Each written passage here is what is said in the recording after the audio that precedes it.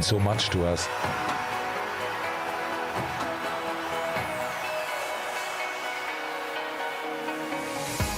When we drive through the city, then we all will realize what these boys have done, and that's the best moment. Having something to celebrate, that's big, and I'm really looking forward to that.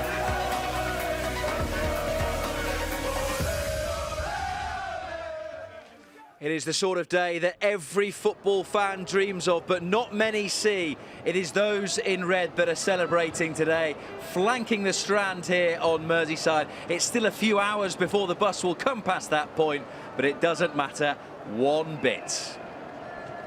A very good afternoon. How's the head? Good to have you with us. You wouldn't have missed this for the world, would you? So many ways to watch us this afternoon, live on LFC TV, or if you're on the move and you're about to make your way out to some part of the parade, you can watch on LFC TV Go or on Facebook, Twitter, or YouTube as well. And it is a very good afternoon to Ronnie Whelan and to Jason McAteer.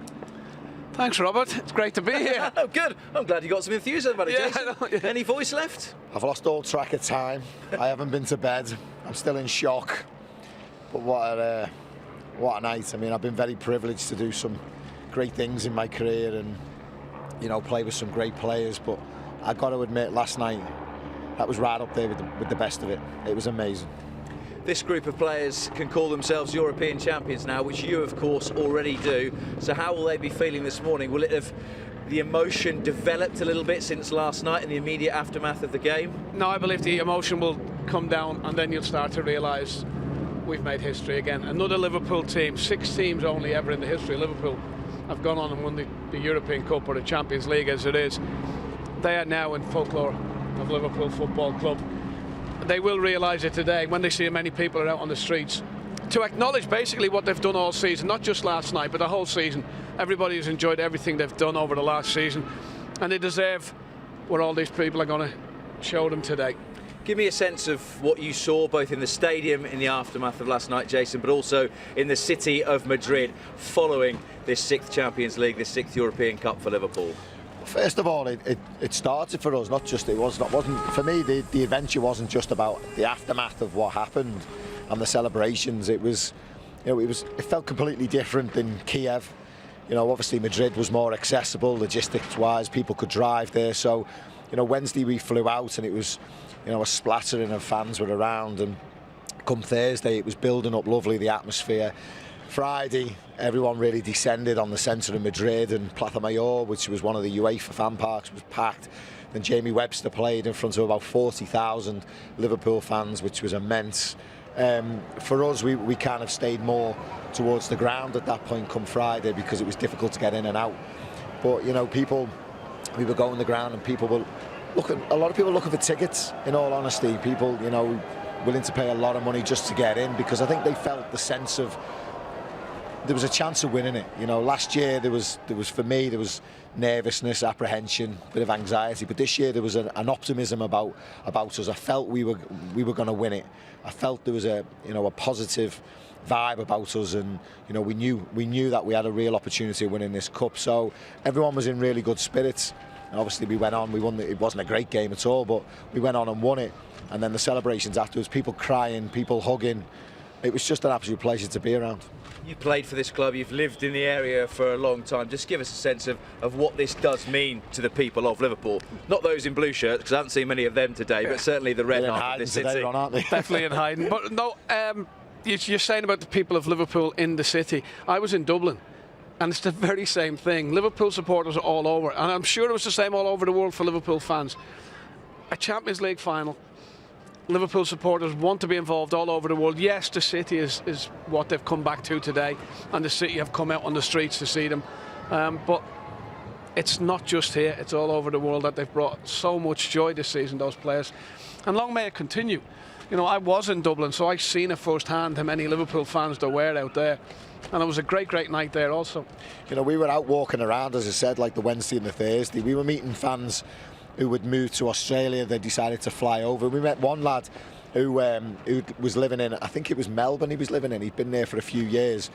He came to Madrid to watch the game, didn't have a ticket, but he just wanted to be around the fans. And he hadn't seen his son for 6 years, who lived in England, and he was meeting up with him the next day. And he was made up, but he said, like, Liverpool's given me this opportunity. You know, it was in Madrid. They've got to the final. It's worth coming. My son's coming to meet me. He got emotional. It was just little stories like that you know, meeting people. And like Ronnie said, it's so diverse. People with all different stories. And you know, just to say, you've been there. That, you know, afterwards you said to me about the aftermath. People with kids, and they were saying to the kids, you know, you've seen Liverpool win the 6th European Cup. You remember this for the rest of your life. I think that's what a huge part of it is, that you were there. And that's why so many people without tickets went out to Madrid to be part of the whole Liverpool family that were out there. They would have loved to go to the game, obviously, but just to be part of the whole build-up while the game was on, different bars, you get as close as you can to the real action, and that's all you could do. Well, it is a bit of a movable feast today in terms of when it gets going, but it should be around 4 o'clock. Should we have a little look at the route in terms of what those buses will be taking, and those players on that bus proudly grasping the European Cup and proudly grasping their gold medals as well. It starts on Allerton Maze and then heads up northbound onto Queen's Drive towards the Five Ways roundabout, and I'm sure each and every step of the way there will be red shirts and flags waving, welcoming back their heroes, onto Queen's Bank to Millbank and then towards West Derby. It makes its way back Islington, Leeds Street, and it all finishes up here on the Strand, which is already filling up very nicely indeed, ending right at Blundell Street to a hero's welcome. And in terms of winning things, Ronnie, what does it mean? What does it change to be able to call yourself a European champion? People can win leagues, you can win domestic cups. What is the what does that signify, being a European champion? I honestly believe last night there was so much surrounding it, with Jurgen as well, who had been at 6 finals and hadn't won any, and that was pressure in itself.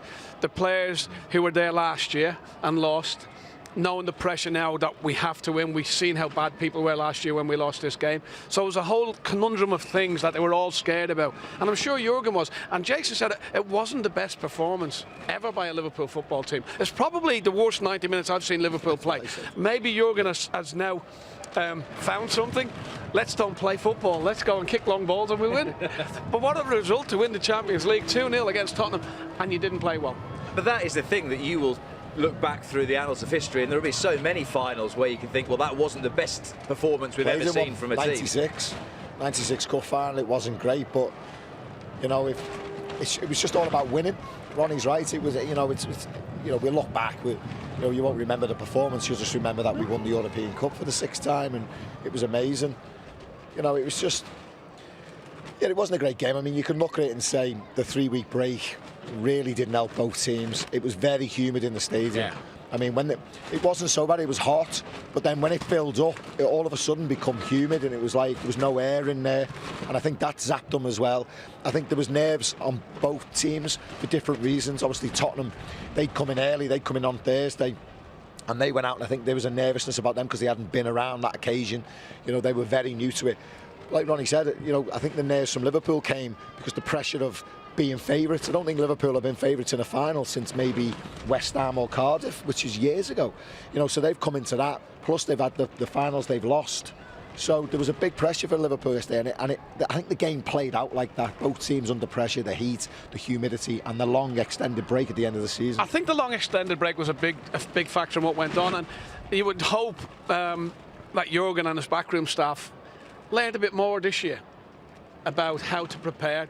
Did we do the right things? When we went away, did we go away too long? Did we do too much running? And hopefully they have everything written down. He spoke about it, Ron. He said it was very difficult because he wanted to keep the intensity from the end of the season, because we were flying. It was you know, we were playing well, so he took them away. Training was hard. It's difficult to get it. It's very difficult, isn't it, to get it right, because you do switch off. Don't you? Now, if you took 3 weeks off end of season and then come back in, you're not going to be right. And that's, for me, what happened to Liverpool. I know they've been away and they've trained hard and they've done all the things right, but you're not really.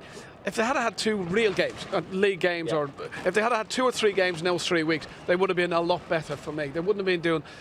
It's not boring, but it's training that you have to do, set pieces and all, how you play and how you set your team out. They'll have been doing that over and over again.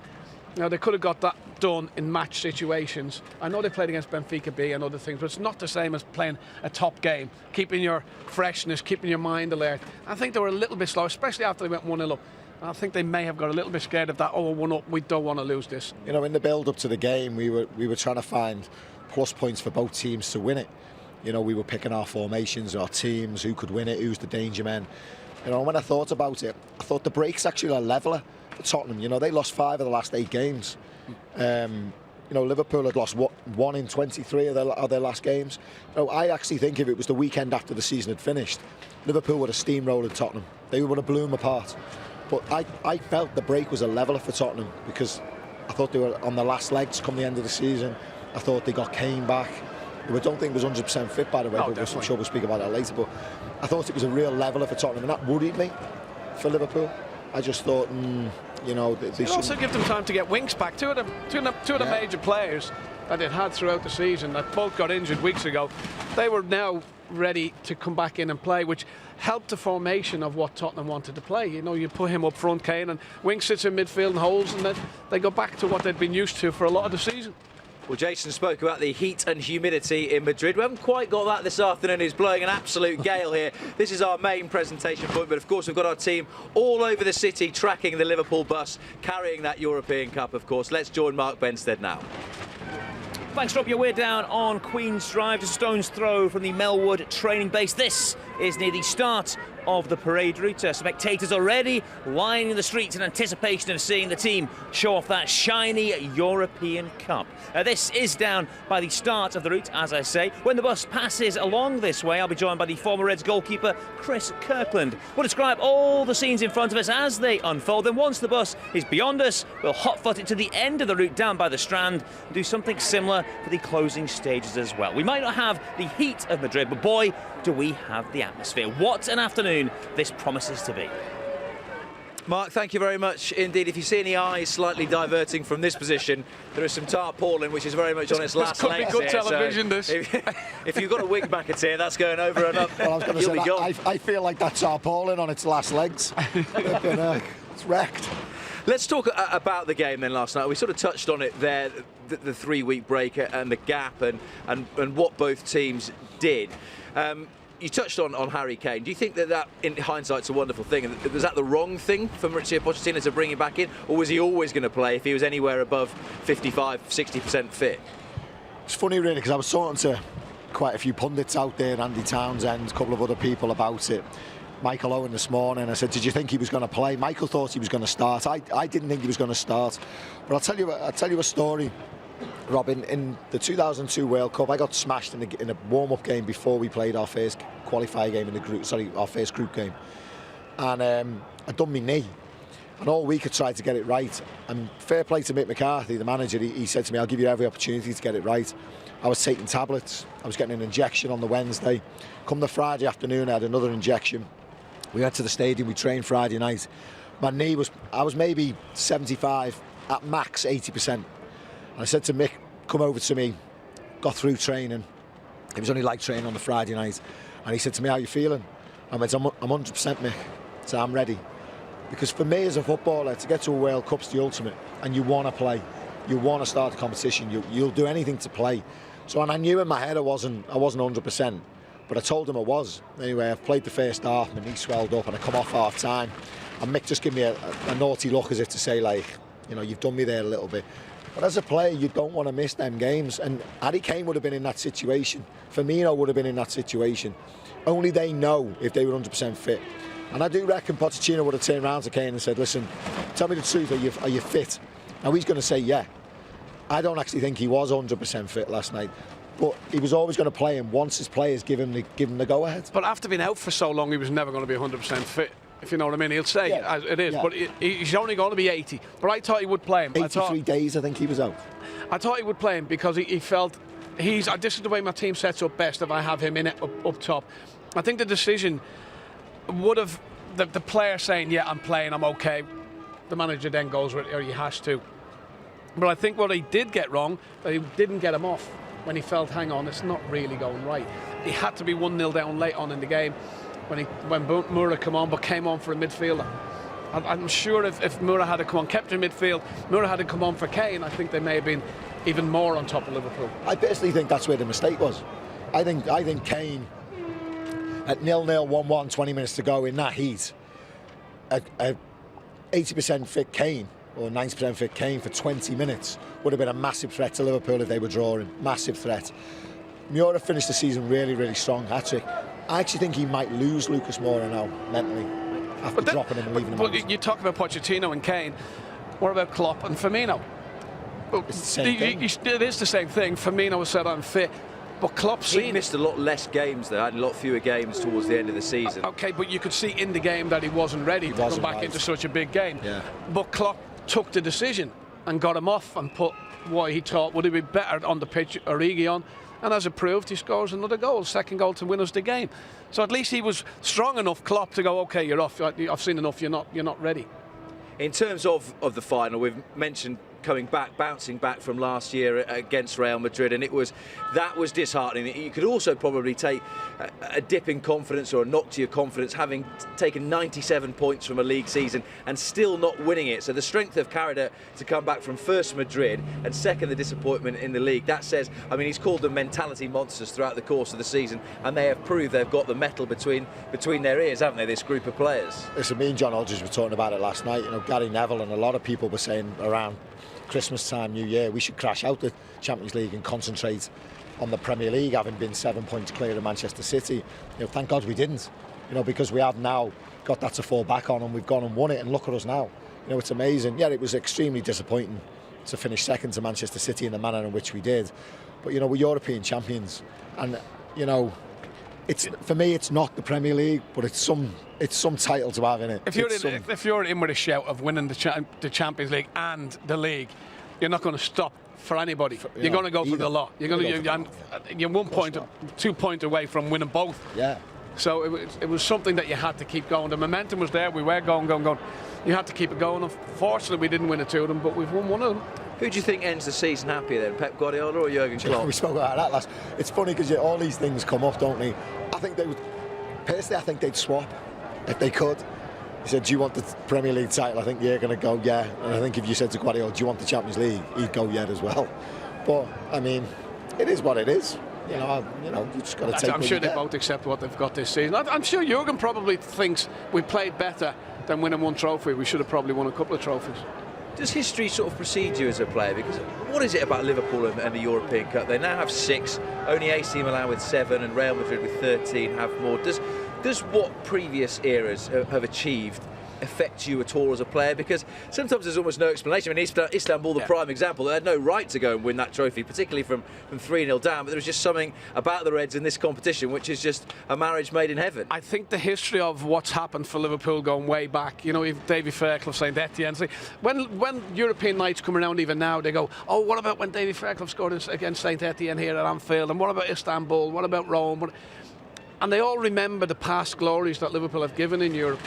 And everybody wants to be part of it again. They want this team to go on and win it again next year or the year after. But it is the history of it and the way the crowd feels and the way the young people have been brought up by their parents or grandparents. This is the European Cup. This is the one we always want to win. This is where we come alive on a Wednesday night under the lights. I got asked to do a piece for another TV company, and they said to me, "Will you?" How dare you, Mac? How dare you? Very dare me, I know. And they said to me, "Will you do an all-time European 11?" And it'd be easy to throw the best players in. So there was you and 10 others, was there? Well, you had to win it. Yeah, you had to win it. Yeah, you had to win it. I was got no way of getting that team. And they said to me, "Would you?" And I thought it would have been easy to put the best players in, but I said to him, "Listen, I want to put the players in that give me European moments." Like, it would have been easy to put Clem in. I think Clem won. Did he win 3? He definitely won 2. Clem. Did Clem won 3? So Clem really, by right, should have been in. But I went with Bruce Grobbelaar because of the spaghetti legs, Rome. And it was just like, so Bruce got in. Phil Neal, Alan Kennedy, they got in. Ronnie got in on the left for me because I remember Ronnie as a real youngster, youthful, playing in the European Cup. It's not what he told me earlier. And I've rooted with him as well, and he doesn't stop going on about it. So, like, it was them special moments. And as a Liverpool fan, they're the moments for me, and this club's made up on a DNA. Yeah, great titles, unbelievable players, but European nights, if you really want to think of great memories, you think of Tommy Smith, Edda, 77, Kenny's chip, 78, Tomo lifting the trophy, Steven Gerrard's first goal against AC Milan. These moments are etched in our memory. But when you play for the club, that DNA is very special when a European night comes around. It's not just another game, it's not just a European game, it's actually Liverpool Football Club in Europe, and it's like it's like intensified, isn't it? The pressure, the wanting to win it. You feel there's a divine right for you to go on and win that, because we are royalty when it comes to Europe. The players listen to the fans. Yeah. And when the fans are going, oh, it's Wednesday, we're playing in Europe again, the players then get caught up in all this. Come on, yeah, it's a great buzz in Europe. But interestingly as well, I heard one of the phrases that Jurgen Klopp used in his post-match press conference last night. He said, we as a group, the players, they feel a burden of history. And it was so significant that we could all have sat here after the game against Wolves and pat them on the back for getting to 97 points. But it is Liverpool Football Club, and you have to go and win something. So you can be glorious runners-up, but this is a huge step forward. As I said right at the top of the show, it writes your name in legend now. This is a group of players that have delivered the ultimate prize in club football. But seriously, I signed with this football club from Bolton. I was still quite young. The pressure when I signed was immense, because you've got to win. It's a football club, you've got to win. There's no second place. That's the attitude. That's the mentality of the football club. The fans demand it. The staff at the time was the old boot room. It was Ronnie. Ronnie Moran was there. Roy Evans obviously was still there. So all of a sudden you've got that pressure that you've got to deal with as a young man, and it's like some players have come and signed for Liverpool and can't handle that pressure. You've got to grasp it. You've got to go out there and prove yourself and play and win. Fortunately, we come second in the league and we missed out on the FA Cup. But you've got to be able to deal with that, haven't you? It's so hard. I don't think there's any point of a player signing for Liverpool or any other top club if they can't handle the pressure, because it's what you get as a professional footballer. At Liverpool, we were brought up, when I was a kid, coming straight into Liverpool, you were brought up on pressure in training every day. Like Ronnie Moran on your back, Joe Fagan on your back, Roy Evans on your back, get back son, get forward son, and your head's going all over the place. But you've got to be able to live with it at the end of the day if you want to step into the first team and go on and win trophies. Now, these lads, last year, they couldn't handle it. And with the goalkeeper as well, he may have had concussion with different circumstances, but they lost. This year, they were able to handle the situation without playing really, really well. They handled the situation of going in, getting the result, walking off with the European Cup. And this will stand them in huge stead next season. The chase they've had against Man City, they know how close they've come, and they know how good they are now. They've won a trophy. Are they ready to go and win the next one, go and win the league next year? Is it like a drug, winning a trophy? Well, it was for me. And I thought the staff were great with how they dealt with it. Well done, see you next season. And I was back onto it and do it again next season. And I hope Jurgen's the same. I hope he doesn't let the lads think we've won the Champions League, we're great players, we don't have to win anything else for this football club. You do. You've got to go back out next year and win again. Ronnie made a great point there about last season, they weren't ready for it, the Champions League. I agree with him.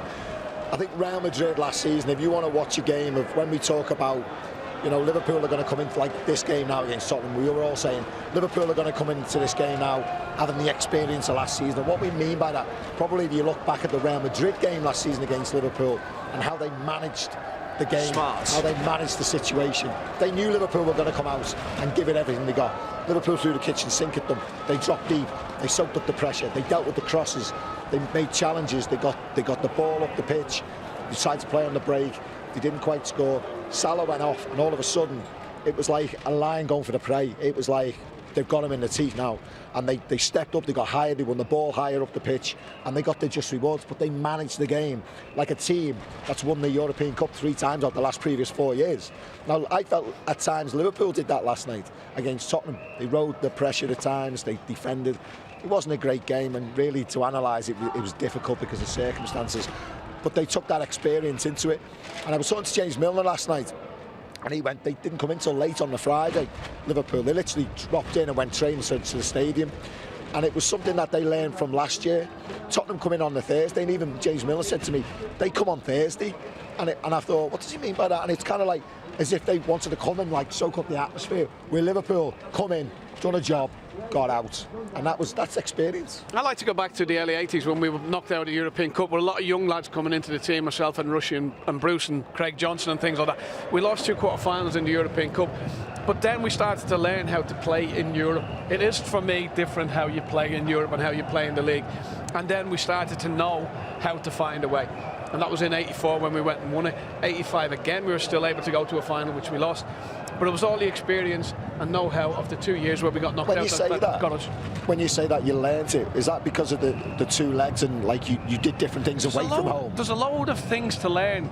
Like we go into Poland or Hungary or something like that, and they'd leave you waiting at the airport. I was never ready for this at 20, 21 years of age. You're sitting in the airport for 2 hours before you get through customs. Only us, only the team. And they do all these tricks to try and make you feel bad before the game. 2 years experience down the line, you know everything they're trying to do to you, and then you see we've got our own chefs coming out, and all that starts to fit into place, and then you know how to go out in a cup final, especially in Rome, against Roma in Rome. You have to quieten the crowd down. We learned how to do that in over 3 years. That's brilliant, them stories, you know, because like it takes me back to we played in Iran, and they did the same thing to us there. We got to the hotel, the rooms were roasting, like no aircon in the rooms, it was broke, and the food was terrible. All we had was like little bits of chicken, didn't we? And it was like you were starving. It was just that's what they do. You've got to handle things like that. Well, let's have a look for the first time, shall we, at the bus that will be carrying these Liverpool players around the city as they celebrate. Well, there it is, and there is the trophy shimmering in this spring sunshine, and they are everywhere to try and get a good view of the players and the European Cup, which Liverpool have won for a 6th time. And Ronnie, we spoke a lot about history and the burden of history, and we will see supporters along this route who will be old enough to remember the great days of the 80s and where you grew up as a supporter and success was almost expected. You took it for granted that you would win the league title, but to see these youngsters, this is perhaps for some people in this crowd today the first time they will have seen this, the first time they'll have had the magic of watching their team win a major trophy. Imagine how many granddads and dads are going to the little kids. Look, I told you, this is great, this is what I told you we got in 2005, we got back in 77, 81, 84, 89, whatever. This is what it's all about. And the kids now are saying, yeah, I've been on the parade seeing Liverpool bring the European Cup back. Yeah, it's brilliant for the fans that they've had it again. And also brilliant in terms of some of the pain in the meantime, Jason, and some of the disappointments to come so close when you think back to the 14-15 season under Brendan Rodgers, where it was ripped away when it was well within Liverpool's grasp, and even the manner of the way that they lost the final in Madrid last year was heartbreaking for the team, heartbreaking for Loris Karius, and it almost makes it worth the wait, doesn't it, days like this? Well, I said to him, I was talking to Millie last night, and I said to him, listen, because the season starts so quick now, before they know it, I said to him, you're going to be on tour before you know it, and you're going to be starting next season before you know it. I said, you've got to enjoy this moment. You've really, really got to savour the moment and enjoy it, because it'll go so quick, but just take it in. And I felt Jürgen done that last night with his press conference. He was very reflective last night, very calm, and I just felt he was absorbing it all in. He'd probably go mad today, but last night he was just, it was a nice aura about Jürgen last night. He was just sucking the atmosphere in and listening, and it was good. But you've got to enjoy it. I found that these tour of the cities, you have a great laugh, you have a few beers, which we did. Well, I just don't seem to have any alcohol on that bus, that's for sure. But then when you wake up the tomorrow morning, you do again realise what you've done, but then your head starts to turn then, I'll have pre-season in 6 weeks. And it just, I've had the glory of it, but now I have to do, there's someone drinking. Don't think Jürgen's on the Lucasade there, is he? God bless him, and well deserves a nice bottle of beer for what he's delivered for Liverpool Football Club. The trophy in the hands of the first goal scorer, Mohamed Salah. And when you look at some of the senior players there, Jason, I mean, what an experience this must be for the likes of Ryan Brewster, for Curtis Jones, for Kevin Keller at the start of their professional career. If something like this doesn't make you want to come back into training and work hard and make the best of your career, then nothing will. It's to aspire to get into the first team, doesn't it? I mean, they were walking around last night when they got back to the hotel with the trophy. They got the medals round their necks, and they were so proud.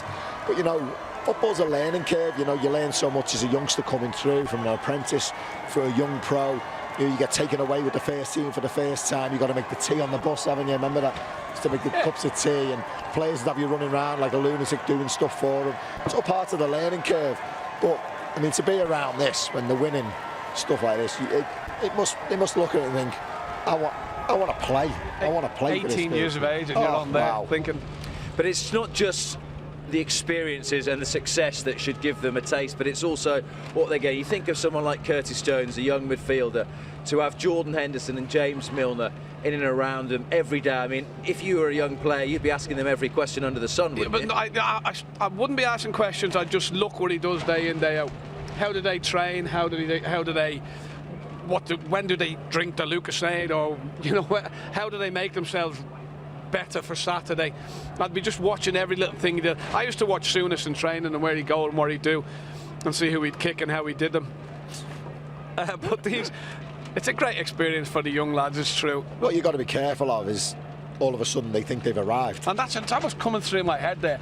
Let's hope they don't think I've done it. But you know what they've got? They've got a manager that won't let them do that. Alex Inglethorpe, you know, he was out there as well, probably overlooking the youngsters and keeping an eye on them. You know, he's very astute at seeing things like that. And of course, some of them would have worked with Stephen Gerrard at the under-18s Exactly. when he was there. And every time I listened to Stephen talk within that position as under-18s manager, it was very firm. It was very, they haven't made it. They'll only do so and so if they're good enough. I want them to turn up wearing the right clothes. I want them to turn up at the right time. And that is what the likes of James Milner and Jordan Henderson do, as well as having the ability. You really couldn't want for better role models, would you? Really, I think you look at Jordan Henderson, the amount of work he puts in, James Milner, the amount of work he puts in, Stevie G, the amount of work he put in, not just about the skill levels and things like that. Watch them day in, day out, give 100% every day, no letting up. You want to be better, you want to be better. James Milner's got a year left on his contract. I think he's the ultimate professional, James Milner. Lives his life the proper way. He sacrifices a lot to give what he does on a football pitch, the way he thinks, the way he talks, what he's got to say. You know, he's very clear on how he wants to do things. He's a great fella off the pitch as well as on it. And I think it'd be a loss if the football club let him go. Well, we'll talk in depth about probably all of the players, because we've got plenty of time to do so over the course of the next few hours as that Liverpool bus makes its way around the city. But for now, let's head out and rejoin Mark Benstead.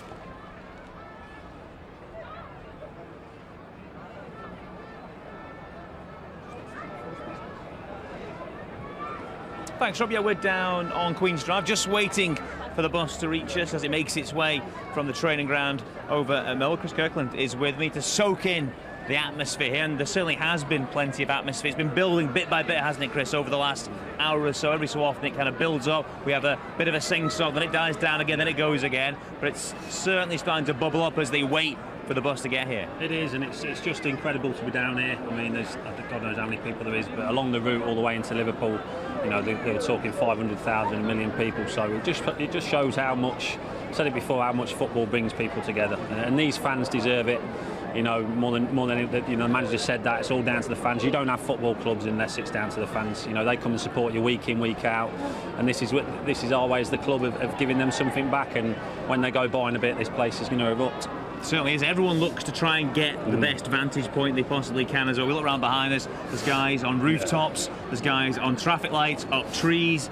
People's gymnastic skills certainly come to the fore on these occasions. They get new climbing abilities they didn't previously have. It's quite incredible the ingenuity people show to try and get the best spot to see the trophy. Yeah, some of the brickwork around here is going to be getting tested over the next 15-20 minutes, so we're not too sure how far it is away, but it's just great to be part of this, the atmosphere, the sun. It's amazing how it all comes together just as it's about to come, but to be here and as a Liverpool fan as well is something special. Yeah, it's always the same with these situations, with these cities parades. There's always those moments where the bus comes through, the players are holding the trophy, but then you'll see in the distance someone hanging from a rooftop, someone sat on top of a lamppost. There's always that little moment where you see that guy and you see the players look and they spot them and they're looking up going, how did he get up there? What's that guy up there? It's that kind of thing that makes these occasions. You've just said it there, that's what football does. You know, it's like no other sport in the world. It brings people together. I said it after the Barcelona game. I was in the gym the next morning and there was people so happy to be there, you know, and so happy talking to people they don't normally talk to. That's what football does. It brings everyone together, and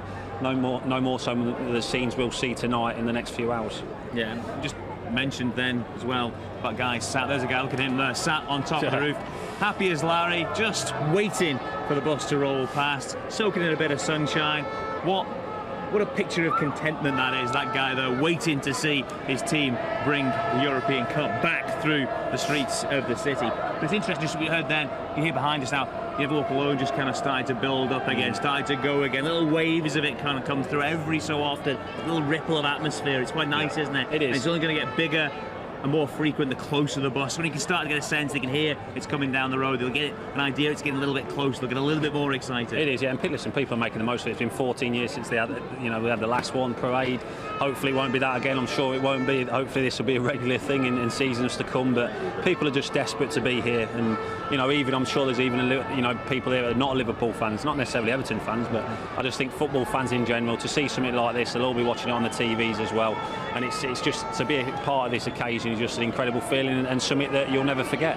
Yeah, logistics prevented you being involved in 05, but you must have spoke to some of the guys who came back from Istanbul and were part of the parade and the rooftop, bus top journey through the city that day.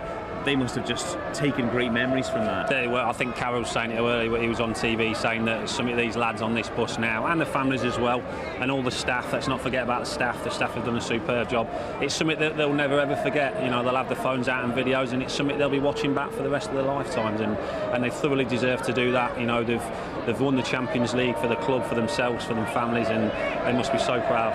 Yeah, you mentioned the fact it's not just about the players, not just about that first team group, it is about the overall staff, the overall support network around them. We saw that last night in the celebration. You see the masseuses, some of the backroom guys, the doctors, the physios, all involved, all part of the celebrations, because it is a collective effort, especially these days in football. It is a huge group behind the scenes that work to make the success on the field possible. Absolutely spot on. Yes, the players are on the pitch, come Saturday or whenever they play, but the work that goes on behind the scenes, I don't think people know. Yourselves, all the reporters, everything. You've just said it there, the team at Melwood. Without everybody pulling together, the players don't have the success on the pitch. And everyone connected to the club, the stewards at the ground, everybody, they all deserve, and they should have a fantastic day today because they deserve this as well. Yeah, obviously it is about the players. They deserve their moment today, but it's important that the contribution of those guys around them is recognised. They are able to be part of this, because that's the way it all brings success, is everyone is together, is in the same boat. Yeah, there's people you see, the staff that are involved that you won't see that are at Melwood and at Chapel Street till 12, 1, 2 in the morning, and they get home and then they do it all again the day after, and they do it for the club and they do it because they love the club. But without them people, the players don't have the success. Just looking at the scenes behind us just now, as it starts to get that little bit busy, you start to get that sense of anticipation. People know the bus is getting close. You can sense it starting to fill out, hasn't it? People have got up from the sides, moved closer to the road, just wait, quitting the next to look down the road, just to try and get that first. They want to be the first person to say, there it is, I can see the trophy. It's quite nice, and you can sense it building. Well, it takes as long as it takes, because you don't want this moment to end, do you? The fans will want to get a proper glimpse, I think. And a big cheer as the lorry driver behind us honks the horn. That has got everyone in the mood. Now that's a little sense of what it'd be like. That was just for a normal delivery lorry going in the street behind us. And he goes again, and he gets the crowd going again. So that's a lorry. Imagine when the bus comes with the European Cup on it, what it's going to be like. Let's just give everyone a little taste there. Yeah. I'm sure what it's not power that man commands with a simple honk of the horn. Again, it's just the power of bringing the people together, the power of football. It's it's the best sport in the world, and we've seen that. You look at it, there's kids, there's babies, there's grandparents, there's elderly people in wheelchairs that just wanted to come here, and it just shows you the power of football, and it's tremendous to be part of. And there he goes again. Horn still doing the business, still getting a response. Little bit of a taster of how today is going to go. That is just a little tease of how it's going to go when that bus comes down the street with the European Cup at the front of it and shows it off to all the spectators, all the supporters lining the streets here. Sam Ashu is our man on the ground today. He's out speaking to some of the supporters. Let's go and hear from Sam now, engage the mood down at floor level. Yeah, thanks, Mark. Not long to go now until the bus makes its way down through Queen's Drive. You guys have come from Notty Ash, which is just a couple of minutes walk away. How excited are you today? Very excited. What did you make of last night's game, first of all, before we come on to today? It was really good. Really great atmosphere, very emotional. Yeah, it was great. And you're really looking forward to this, aren't you? Who are you most looking forward to seeing? I've got an idea he's on your flag, isn't he? Mo Salah. What is it about Mo Salah that you just love? I think he's so good when he's good, and he always makes me feel so happy, because he's always our team best player for me, because he always gets at least a goal in every match, and he really makes me happy. And when Mo Salah and the rest of the Liverpool squad are coming down here, what are you going to do? What are you going to shout? probably like sing like Mo Salah song or something. And what about you, sir? I mean, it's just a brilliant time to be a Liverpool fan, It's isn't a it? lovely time to be a Liverpool fan. That's what Jurgen Klopp and the boys have brought back to the team, and all these fans are a testament to that. I can see your voices going a little bit. Is that from last night, perhaps? Screaming at the television last night, yeah. Now tell me, were you at the parade back in 2005? What was it I like? was here for Istanbul, and this is quiet compared to that at the minute, and it will get better. Istanbul, I'd say there's probably about 10,000 here. 10,000? Yeah, and it was packed solid. Well, that tells you all you need to know. Look, we'll let you get back because we don't want you to miss it. Really appreciate your time. Enjoy it. Give Mo a wave from me, okay? These fans are looking forward to it. You can't blame them, can you? Great stuff, Sam. You have plenty more to come from Sam through the course of the broadcast today. Interesting little moment just then as we listened to Sam. Another lorry came past on the opposite side of the road as the previous lorry went through. He had a bit of a honk off, and the boy was leaning out the window with his mobile phone, filming it as his mate was driving along, just to get the reaction as everyone went along with it. Pretty good, was it? That's the kind of those little moments, those little clips, little photos people have from today. Things you'll never see again, but one-off little occasions, just to have little memories to take with you from a day like today. I'm sure he's sending all that to his mates now on WhatsApp. But yeah, brilliant. It's got the crowd going again, and I say, but when the team comes, it'll go tenfold from there. Yeah, that'll be tweeted, that'll be posted here, there, and everywhere, no doubt. And one thing that is nice, we saw it with the guys that Sam was speaking to as well. We see it all around us. It's all ages here. You know, you see down in front of us, there's a woman holding a little baby, a newborn, only a matter of months, no doubt. There's young and old gathering today, boys and girls. Everyone is out to get a glimpse of this. It's something that brings everyone within the city together. It's not just a small amount. It's the whole place is kind of united, wanting to see the team. It is. Again, that's down to football, but it's also down to the power of this club. You know, to support this club, the fans. We've got the best fans in the world. You know, they've supported the team through thick and thin all over the years, and they'll continue to do that for us, you know, for long past since we've gone, and it's just great to see. But I've said it before, you don't get football clubs unless you get fans, and these fans are certainly the best there are. It also gives people a pride, isn't it? A pride in the city, a pride in the football club. When the club can deliver something like this, it makes them believe, makes them feel better about themselves. And today, it's just evidence of that. They come out and put a smile on their faces. I said that about when I went after the Barcelona game. It's amazing what it does. You know, people you don't know or talk to, as I said, in the gym, in workplaces, it just makes people feel so much better when something gives some people happiness and joy, and that's what the team certainly did last night, and you can see it on everyone's faces down here today. What do you think it'll do for the players, Chris, when they drive down this way? They see so many people, thousands of people turning out on a Sunday afternoon to stand outside and cheer them home after what they do. What does that do for a player, do you think? Oh, it must be incredible. It must be incredible. I mean, Jurgen said it yesterday. He did an interview saying, I don't think we'll properly realise until we get back to Liverpool. Yes, you know, we took a tremendous amount of fans out there, but when they come back and see these scenes, these will be something else, and you know, they'll all have goosebumps. They'll all be, as I said, watching it back for years and years to come, showing the kids, showing the grandkids, because you know, for a lot of players this doesn't happen. You know, unless you're one of the lucky few players that get to witness and be part of something like this, they're extremely lucky. Does this act as a motivation and inspiration for the players? Do they want more of this once they taste something like this? Oh, it should do, yeah. Because I mean, listen, they knew before how much the fans think of them and how much this, you know, city means to Liverpool Football Club means to this city. But after seeing this, I mean, I think it'll take even some back by, you know, not surprised, but they'll be coming down there. They'll be extremely emotional, and they've got to use that. They've got to use that going into next season. But first and foremost, enjoy today and enjoy the next few weeks. It's funny, isn't it? You know, all nationalities are represented in that squad. Some players who've had fantastic careers, they've represented their country, they've played at World Cups. Dane Lauren's been in a World Cup final, things like that.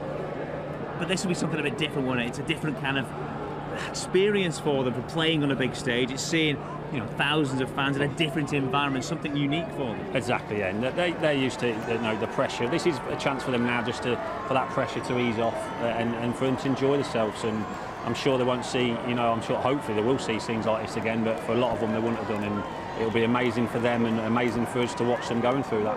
Yeah, it'd be interesting if this does prompt a run of success, a run of silverware, and a run of occasions like this. We found it in the past when the team has a little bit of success, it has tended to breed more success. So there is potential there, and this group, in terms of, we're talking football terms, is a young group. It's in a prime of its career, going into the prime of its career. So there is potential there to build on what we saw in Madrid last night. And you can see what Jurgen's been trying to do. You've seen it the last 2 or 3 years. It's been very close, as we've seen. But you just knew that he was trying to build something special, and he has done that now. You listened to all the players' interviews last night after the game, and they said, again, it doesn't happen if it wasn't for him and his staff.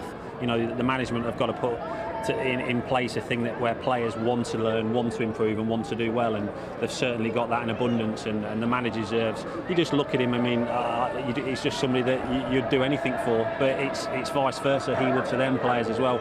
Jordan Henderson, I think it was Jordan Henderson or Virgil said that he's a fantastic manager, but he's an even better person. And that as players, to have that as your manager, that's why you have nights like last night. One thing we touched on in the post-match show last night after the game in Madrid was the fact as well that he's made players better.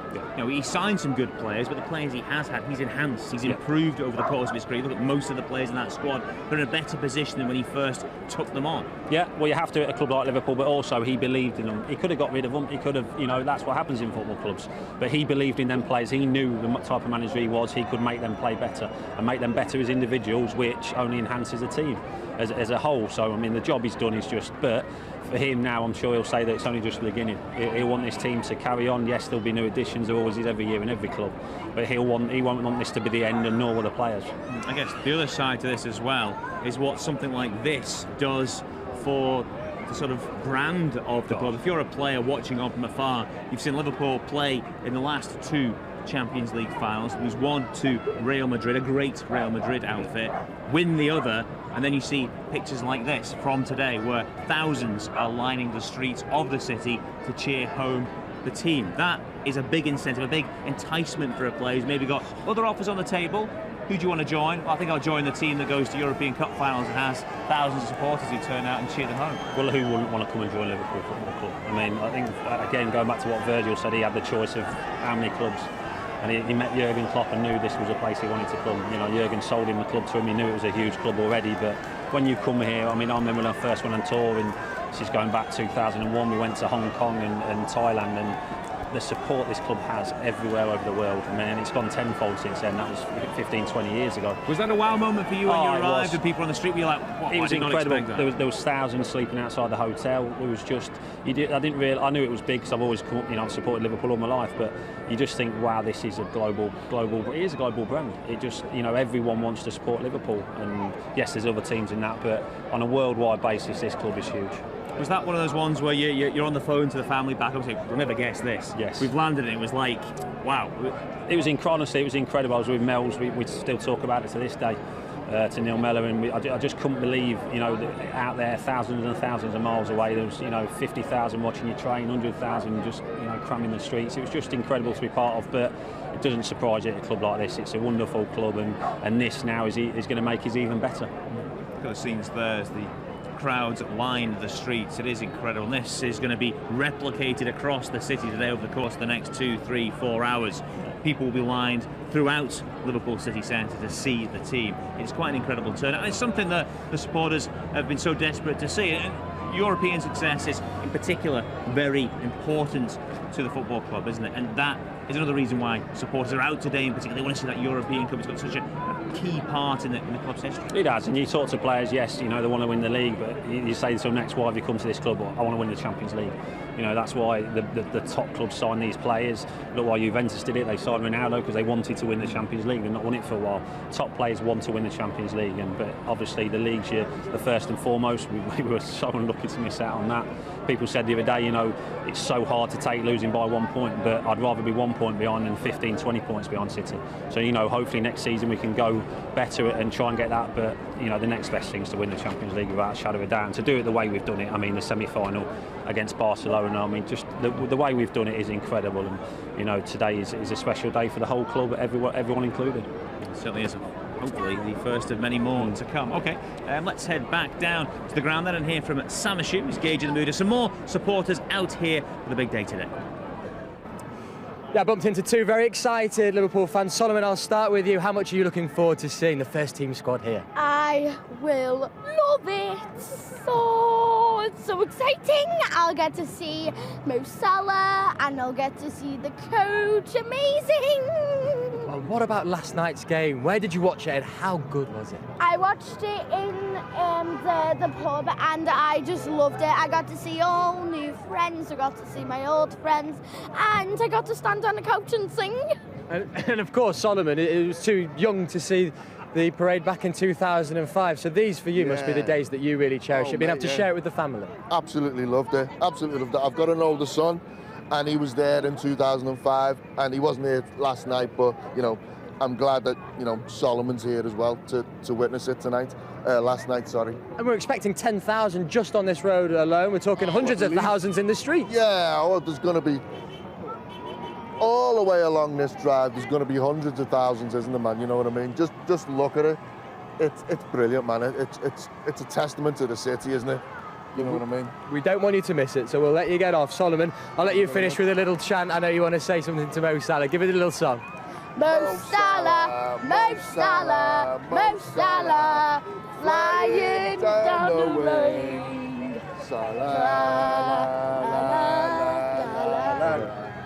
Egyptian king. Oh, it's brilliant to see, again, young and old out enjoying the day today. And, you know, for these little kids out, they get to see their heroes. You know, some don't get to go to games that often, they don't get to see their heroes so often and so close. Today, it could be a matter of feet away, a matter of a couple of metres away from a Mo Salah or Roberto Firmino. That's brilliant. Those are the kind of things that money can't buy, moments for youngsters. Well, like you just said there, I mean, a lot of people can't afford to go to the games, you know, and for the chance for them to come out here and, as you said, see their heroes, see the players, what an occasion for them. And just hoping it's not took a wrong turning, because I think it's meant to be here by now. But yeah, can't wait for them to come by and be part of all this. Yeah, I've got visions of the bus going round a roundabout, getting lost somewhere down the 62. It should be with us shortly. We do expect it to come down Queen's Drive very soon. And when we do, we'll bring you the pictures of it close up, and obviously we'll bring you some interviews from the bus as well. Peter McDowell is our man with the team at the moment as they parade that European Cup through the city streets. But yeah, in terms of the kind of feel around the place and the fact that so many people are out, just reminding you that some people might not necessarily go to the games all the time, but there's this huge groundswell of support in the city for the team as well. It extends so much further. You know, some of the players might just think, oh, it's those who come to Anfield every other Saturday, but it's not. It's way bigger than that. Within the city itself, beyond what we said earlier in terms of the global reach. Yeah, it was on the news early on. There's people that have flew in just for this day, just to see this parade from all over the world. I mean, it shouldn't surprise me. When you hear that, you go, wow. And it's just incredible to hear that, because that's what this club, as I said, means not just to the people of Liverpool, but all over. You see it at match days, people flying in. I mean, there's a season ticket holder that flies in from America for every game, which is just incredible. But it just goes to show the power of this football club and what it does and what it means to support them. Just watching the images of the bus making its way slowly towards us. Look at the atmosphere on the streets there. I mean, it's just lined, isn't it? I mean, it's 50 deep all the way along, which you'd expect. We've seen it. It is though. That's the thing. Yeah, that's just like a couple of people on either side. No. It is back for. Yeah. Well, how far is that? Like 20, 30, 40 metres. Yeah, I mean, it's brilliant to see. I mean, and when you get down to the dock road as well, there'll be even more down there. It just goes to show. We keep saying it about how big this football club is. Yeah, the songs are getting sung, the banners and flags are being waved. It is a party atmosphere. It has been through the course of the season. This isn't a one-off, this is the culmination of it. This is the celebration, the final celebration of it. Through the course of the campaign, it has just been one big celebration. There's been such a good feeling around the team this season, has there? And that's just sort of put into abundance here. It's kind of culminated in this, but it's something that's been constant throughout the campaign. There was, and you can feel that when you go to games. When you just knew there was something bubbling the last couple of years with Jurgen. You can feel it when you go to games. You're on the edge of your seat. I mean, this season, just losing by 1 point. Yes, it's hard to take, but it shows how far we've come. We were 15, 20 points behind City last year, so it just shows how far these players have come on with 1 or 2 additions. But I mean, these players, I mean, I keep them back. You can imagine what they're feeling on that bus and everyone on that bus, to see these scenes, to know that you've put smiles on people's faces. We all know that everyone in life goes through tough times and stuff, but people out here today smiling and laughing, I mean, as players, that must be brilliant for them to see. Yeah, it's something we touched on before as well. Players these days have played in big games, played for other big teams, played for their countries. They have lots of wealth, they're very well off, they don't have to want for anything. But this is something different for them, isn't it? This is something they look down, they see it 50 deep, 60 deep, 70 deep, and wow, it's something special that will resonate with them beyond today. Something that they can't buy, and it's when you see something like that, and I'm sure all their families are on the bus as well with them, and then being able to see that and be proud of what they've achieved. But it's for the families as well. I said it's for everyone, for the families, for all the staff. Everyone is just part of it at this club, which doesn't have success unless everyone pulls together. Yeah, you just wonder if some of the people here, you get the idea that they'll stay here and they might do kind of what we're going to do: jump in the car, drive further around to try and see it further down the route as well, get a second glimpse, a second bite of the cherry. They want to be part of this and extend it beyond the sort of 10-minute window as it passes by in one location. I think we just seen a clip there, didn't we, where the bus went by, and then you just seen hordes of people just sprinting 200 yards down the road to get more seats. But that's what it's about. I mean, this is going to go on for a good few hours, and rightly so, and people deserve to enjoy themselves. I'm not too sure there'll be many at work tomorrow. I'm sure they wish it was bank holiday again, but it's great to see. Yeah, it's a bit like when people go and watch the golf, isn't it? And they follow a pairing round, and they follow them the whole. As soon as they play the shot, they're all off again, bolting along to the next part, to what's the next shot. It's a bit like that. It'll be that kind of effect through the course of the city as people try and charge around, try and extend the day out, make something of it, and extend it for as long as possible. Yeah, I just can't wait to hear the songs as well when they do, come by, and You Never Walk Alone, and all the players' songs as well. That's going to be something special as well. Yes, the atmosphere is great now, but just can't wait for the bus to come now and crank it up a notch or 1,000. Yeah, I was going to say a notch or two at least, I think. Touch on the songs there. That's something that's been a real, I guess, characteristic of this season. So many different songs for so many players, and everyone's bought into, whether it's Gini Wijnaldum, whether it's Sadio Mane, or it's Mo Salah, whether it's Alea Lea. It seems like the songbook has expanded so much, and this group of players are a group of players that the supporters have really taken to over the course of the last 12, 18 months or so. Yeah, we've seen it in the dressing room last night, didn't we? All the players singing the songs as well. And as players, when you get a song chanted about it, it's an incredible feeling. To hear that on the terraces is just something special, and they'll be hearing it, off about 1 million people soon when they drive by them. So, and again, the players just must be soaking it all up. But it probably won't sink in even after today for a little while, until they look back at videos and just think, wow, what we've achieved here is something only certain players will get to do that in their career.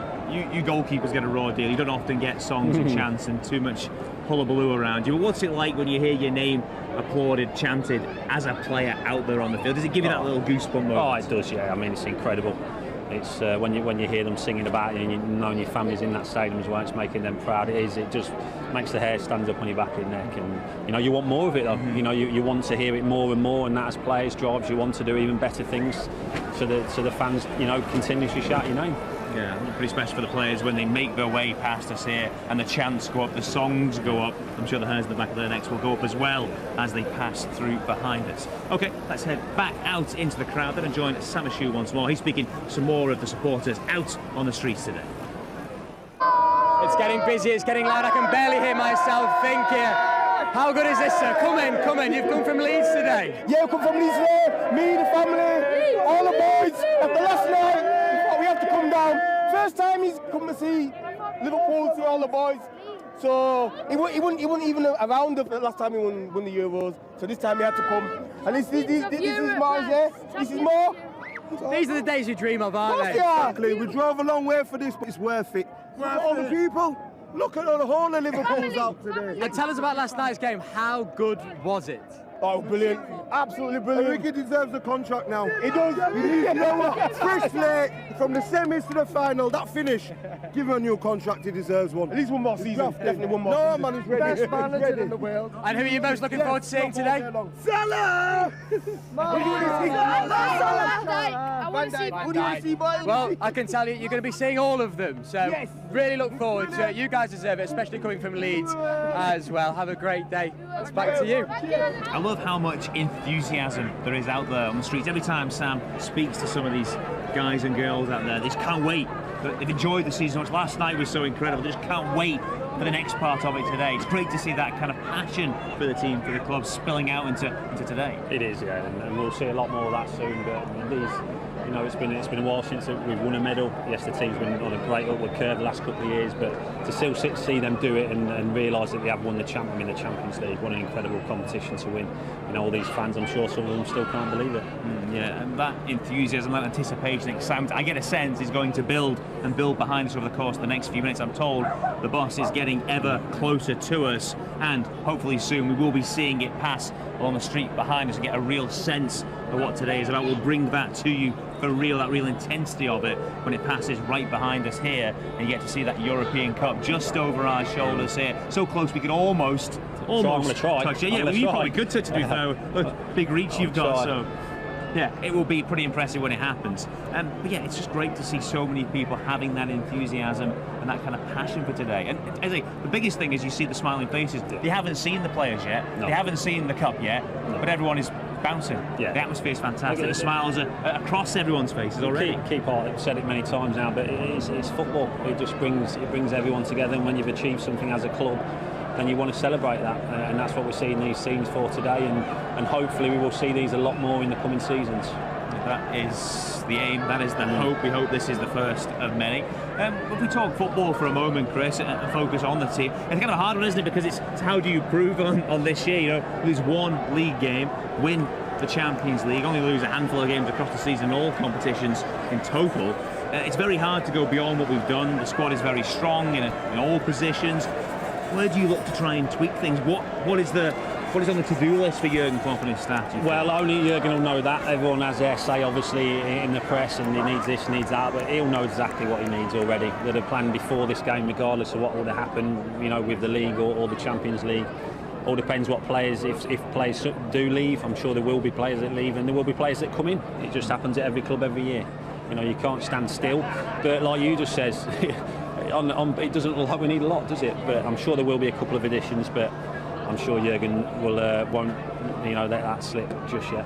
Yeah, I think the interesting thing is, when you look at the teams in and around us, you would think that other teams have more work to do. Oh. You know, Man City have got a few key players aging. They need to replace. Company's gone. Fernandinho's getting on a little bit. There's other guys in that team who are the wrong side of 30, perhaps. You will need to look to replace, and that won't be easy for them because there's a finite amount of good players. Yeah. And beyond that, there's a lot of competition for good players. You know, Bayern Munich need a lot of players. Real Madrid need players. Inter Milan have just got a new manager. Juventus will have a new manager who want to bring players in. Barcelona will need players as well. The competition for those top players will be intense, so it will be easy for City to replace players. It will be easy for the likes of Manchester United to rebuild their squad. So there's an opportunity perhaps in front of Liverpool just now. There is, and you go back to them teams. Chelsea looking at transfer ban. Hazard looks like he's going. Manchester United at the minute, a million miles away. You know, Arsenal have been well off the pace the last few years. Yes, Man City and Man City, but you know, you've got to say there's a real chance there, if we can tweak it a little bit to improve it, that, you know, us and probably Man City could dominate for a few years to come, because the other teams are so far behind at the minute. That is the word, isn't it? Tweak. Yeah. It's not going to be wholesale change. It's not going to be reshaping the side. It'll be a little bit of a finite adjustment, just to turn things slightly. Maybe one player, two players, just to improve that quality. Maybe take us to that one step further. Yeah, I think that's what I mean. Listen, and look, we've got Oxlade-Chamberlain and Joe Gomez. Yes, they got back towards the end of the season, but they're like two brand new signings because they have missed so much of the season. So there's two players straight away that would walk into any team in this league, and a lot of European teams as well. So I'm sure Jurgen, as I said, he'll have his targets. If he has got any, I'm sure he will have a couple, and we'll just wait and see who they are after today's celebrations have died down a bit. Well, you make a very good point about the two players you just mentioned. You know, you forget Alex Oxlade-Chamberlain was so important a season ago in the Champions League, and before he got injured. He only played twice this season, two very brief cameo appearances towards the end of the campaign after he returned to fitness. Joe Gomez, on the other hand, was an integral part of the first part of this season, and then injury curtailed his involvement. Both those, I guess, will have enjoyed this and will be fueled by this, but there'll be a frustration that they've missed out. I think I saw Oxlade-Chamberlain when he got his medal last night. He took it straight off, I think, when he was on the podium last night, because he probably feels that he perhaps doesn't deserve it because of his involvement this season. There'll be a motivation there for guys like that to be a bigger part of things next year. Yeah, it is. I mean, this squad's all together. You can see that. They all have that togetherness, and you don't win things unless you have got a squad like that. But yes, if you don't play in a final, or it does take that little bit of something away, because we're all human. You want to be part of that thing that's having success, and yes, they are part of it. But to be on the pitch would have been something else. But they've got a chance now. They're fantastic players, as you said. When they were both fit, they were probably the first names on the team sheet. So they're going to be raring to go next year, and that just makes things even better for this club. So the bus works its way towards, as you can see, something we touched upon a little bit earlier, Chris. There are fans running alongside the bus, trying to keep up with it, trying to follow it right through. People are going to get their step count up today. They will. They got the watches on. But that just shows you that whole kind of caught up in the moment, isn't it? People can't wait. They want to pass them by. They want to stay with it and sort of drag it out as long as possible. It is like the golf, like we touched on earlier. It has. It's been a few years since we had the last one, and I'm sure it won't be as many years as it will be again. Before we have the next one. Hopefully next season as well. But yeah, you see all that. Well, you just see again what it means to everyone's out of the houses, everyone's sitting in gardens, on trees, God knows what. But the atmosphere, there's no. It's just a great atmosphere. There's no trouble. There's no people out of order or anything like that. It's just everyone's come together to enjoy themselves. And there's a lot of people here that won't know half the people they're standing next to, but they're still talking to them, still smiling. Did you see last night? It's just a wonderful sport. Yeah, it certainly is. Great atmosphere, great scenes around us. As we wait for the bus to get closer, that will only intensify over the course of the next few minutes. Interesting, we were talking there about what happens next season. We are in a very good position. Lots of players with real potential still left within them. Development. There's also guys in the squad like young Ryan Brewster. He was part of the matchday squad yesterday. Now this expanded substitute bench are allowed in Champions League games. So he was part of that, part of the celebrations. Saw him afterwards. The guy couldn't believe it. He's like, I've been part of the Champions League family. He's actually, a teenager? Yeah. What experience for a young lad. What I think to whet his appetite, to get him enthused for the next season. He's obviously a player as well that Jurgen Klopp really fancies. He's kept him in and around the first team squad ever since he broke into the group last 18 months. So even though he's been injured, he's the kind of guy who might just come in next season and make it a bit of an impact. Well, you've just said it there. Injuries robbed him as well. So there's another one to come back. We've seen him play a lot for the 18s and 23s. He is some player. And as you said, he wouldn't be in and around the first team. He wouldn't be there last night if Jurgen didn't have him in his plans for the future. So we've got a lot of exciting players at the club. The 18s have had a wonderful season again, which just shows hopefully they'll be ready to step up, if not this year, in the next few years, and there's potential there for them. But yeah, Ryan Brewster is going to be a big part of what's happening next season.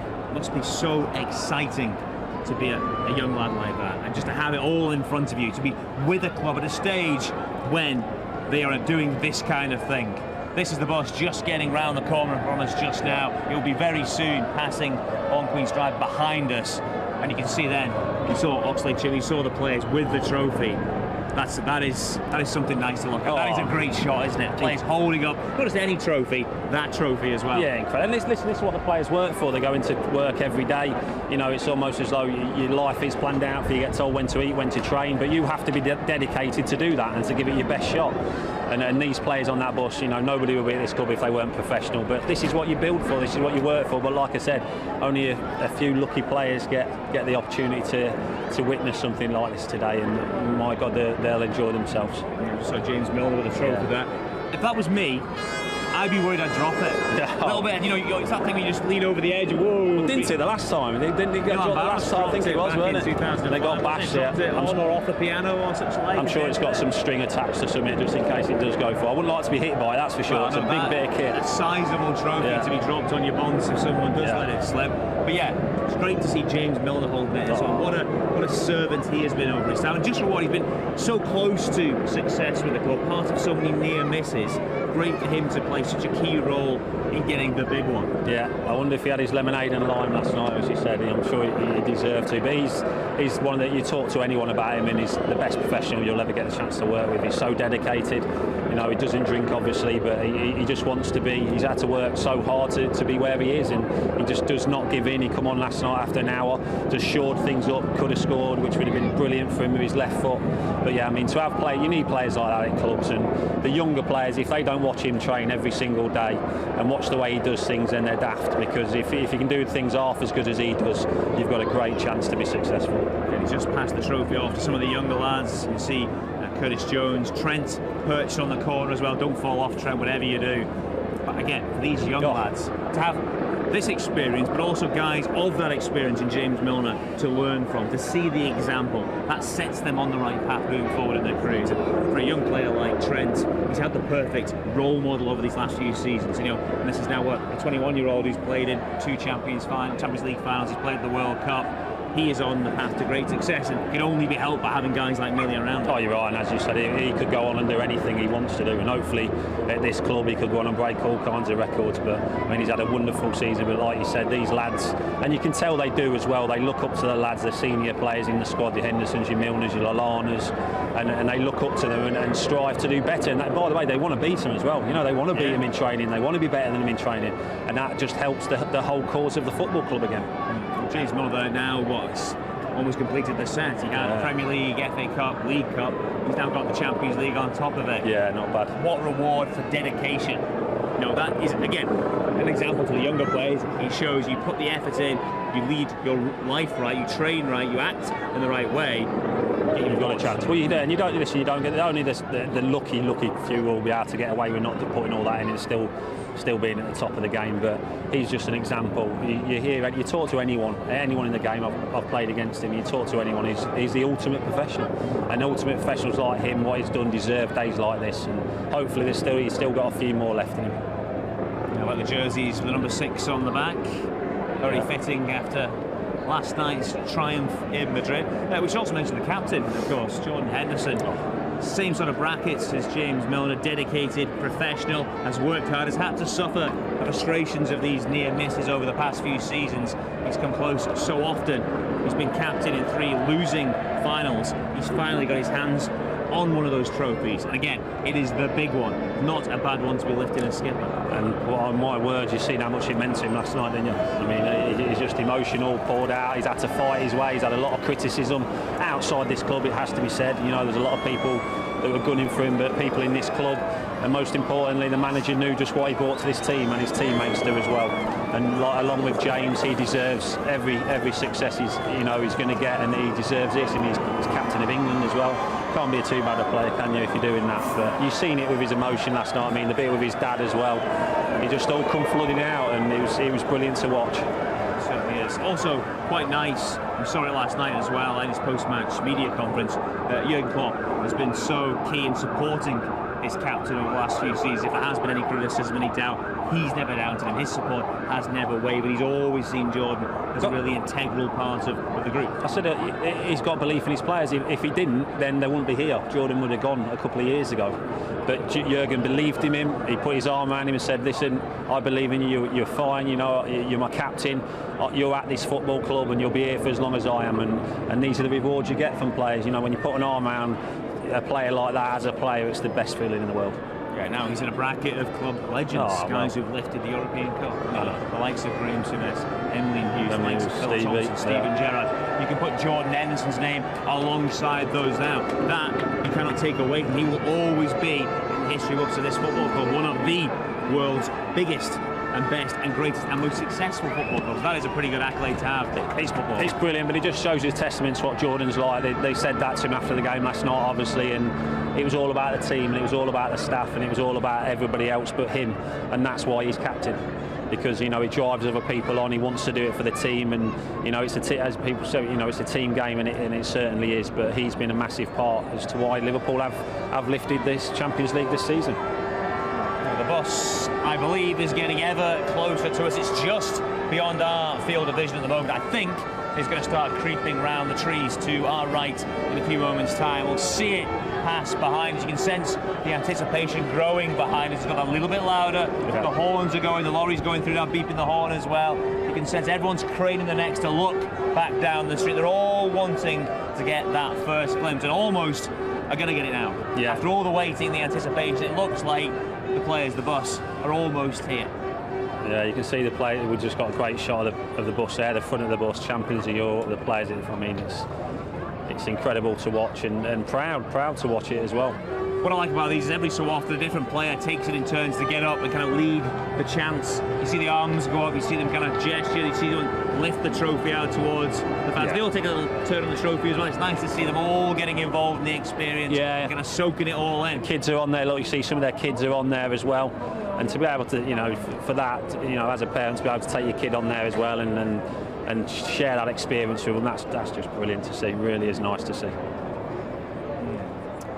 Look at those scenes just now as the people line the streets, all out today, wanting to see their team, their favourite players, and of course, the European Cup. A little bit of a hush now behind us as they all kind of wait. You can sense it's getting ever closer. They feel like the moment is here. We can just get a sense of it just creeping down the road towards us now, just beyond the trees. They'll be in our field of vision in a moment, and we'll be able to see that European Cup pass alongside behind us. It's interesting the fact that there is a little bit of a hush now, because it's that kind of, they're almost here. Yeah. It's here. We waited, all been noisy, a bit rowdy, and they just thought, is that them coming? Oh yeah, that might be them. And people start to quieten down a little bit.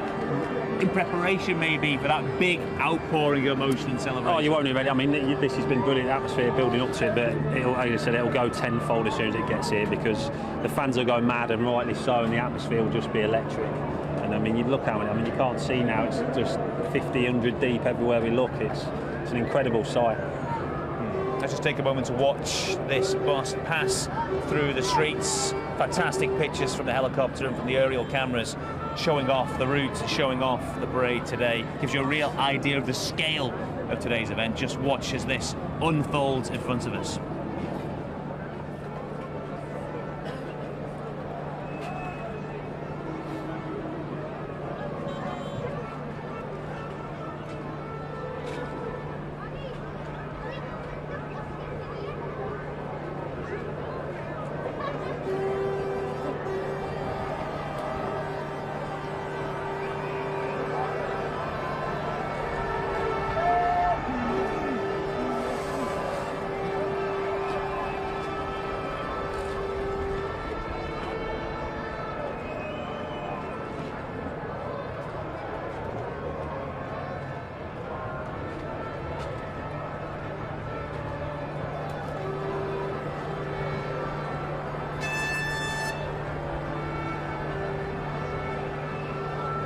So you can see the bus getting ever closer to us, Chris. You can see people now, the cameras are out, they're all looking down the street, they're all wanting that snap, they all want that glimpse. And you get a sense that once it just gets here, it's going to go off. Yeah, it will do, yeah. In a big way. It'll be like some of the scenes we saw over in Madrid in the build-up to the game. It'll be pretty special behind us when that bus passes just here. I hope this is safe, bollocks. This could be getting rocked in a bit when this comes by. But I think we can just start to see the beginning of the buses up there. Yeah, we can see some of the police vehicles accompanying the convoy just at the front, just coming into our field of vision just now. So the bus is pretty close. You can see it there, it's starting to gather pace, it's starting to move through here, approaching to our position where we stand just now. These supporters will very soon get to see the team, their favourite players, and, as I said before, that very, very special trophy. That is something worth pointing out as well. This isn't just any trophy, it's the European Cup. Very few teams get to show off this trophy. This will be the 6th time the supporters here have had the privilege of seeing it up close. Something to be savoured, because this might not come along again. It might be, like you said before, it could be another 5, 10, 14 years again. It could be a long wait, so people do need to appreciate it. This is the hardest trophy to win in club football. Well, the third team to win it the third most times now, is it? Was it Real Madrid 13 and 7? AC Milan and Real Madrid, the only two sides to win it more. That's we overtaken now to Barca, Bayern Munich again. We are 3rd in the standings. That is a fantastic accolade. Oh, incredible accolade, yeah. And as you said, you don't get to see this opportunity too much, but hopefully over the next few years we do, because scenes like this are just incredible to watch. And I think this is the moment where it starts to build. The songs behind us are starting up, the volume is increasing. There it is. We can see the convoy starting to come into our area here. We can see it from our vantage point. Songs starting to grow, starting to build. When the bus does reach us, it'll be up 1, 2, 3, 4, 5, 6, 7, 8, 9, 10 notches, I think, by the time it comes. We just need that lorry. I think that lorry's holding it up at the minute. There is a lorry at the junction beyond us, which may be an issue, but I'm sure the police have a plan for that. Either that, the lorry driver's just stopped, he wants to get a bit of a glimpse himself. What I like about these occasions as well is people are like that, click of the fingers, the flags are out, they've got new flags. And I've also seen a very, very impressive amount of homemade European Cups as well. The amount of trophies that people have fashioned to show off today. See a guy there walking around with an inflatable one. Where do you buy an inflatable European Cup from? I have no idea. But that's the kind of thing people have. It's so much colour to it today. There's so much effort got into it. I saw a guy before dressed as a sort of Egyptian sheikh type thing. Yeah, I've seen him over there. Egyptian sheikhs, but you know the idea. All this white robes on, the hat on. They'd have all planned for this for weeks and weeks, and just hoping that they finally could put their plans to test, and they've done that today. We've seen, as you said, we've seen loads of different things here today. And you can see in your pictures there, either side of the bus, just flags all the way along the side of the street, and just over your shoulder, Chris. I'm just looking at this now. Yeah. And it's just a whole run of flags. Everyone nearly, to a man, to a woman, has got a flag to wave, to add something to this, to catch the eye of the player. It's fantastic. Well, that lorry's gone now. I think the traffic's going to move, so it shouldn't be too long now. But yeah, these flags, when these bus comes by here now, you'll just see flags going up. You won't see much else. And the police and the stewards just making sure the path is clear for the bus to pass beyond us. We can see the front of the bus now just in between the branches of the trees. We can't confirm it is finally reaching us here now at our vantage point here on Queen's Drive. People looking, I can see the guys below us, they're just craning their necks, they've got their hands over their eyes just to shield the vision in the sunlight, just to make sure they can pick it out. All the waiting, all the patience finally about to be rewarded. They will get that look at the European Cup. There it is, coming in a minute. And there you go.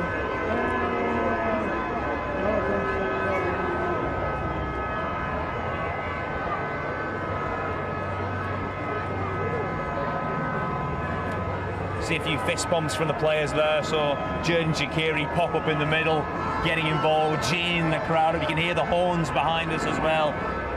The fans near that bus now, because of the traffic stopped here, they're going to be getting a good few minutes looking at the players. They've got a great point where they are now.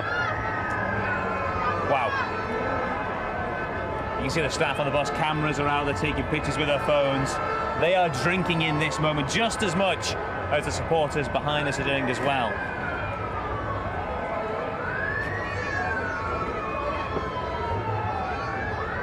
Wow, what a scene beyond us here. A sea of red. It is a cliche, but oh so apt on this occasion. Everywhere you look across in front of us, it is just a stream of red. Red flag after red flag after red flag, waving now as the bus gets closer. The songs are starting up. What a day. What a day this is. Starting to move now again. Kids on the shoulders of the parents as well. Everyone clambering up again on the lampposts, on the signposts. And you hear the song kicks up for real now.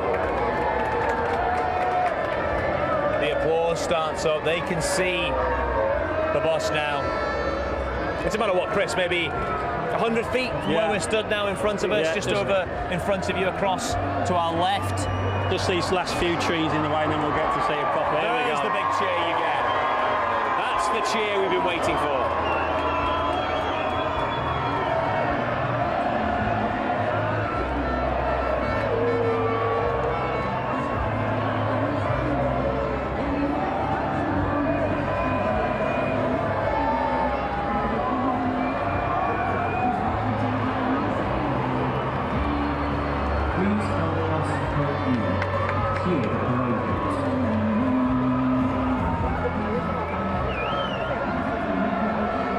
So the first bus there is the media bus, filming the bus with the players on. Various members of the media on that bus to cover today's game, today's parade, from a vantage point in advance of the players' bus.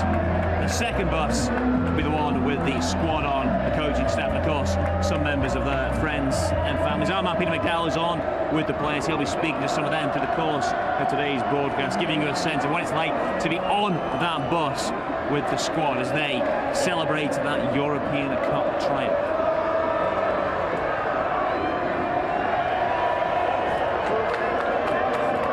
Yeah, this is what it's all about. Look at these pictures now. Look at the flags wave. Listen to the noise.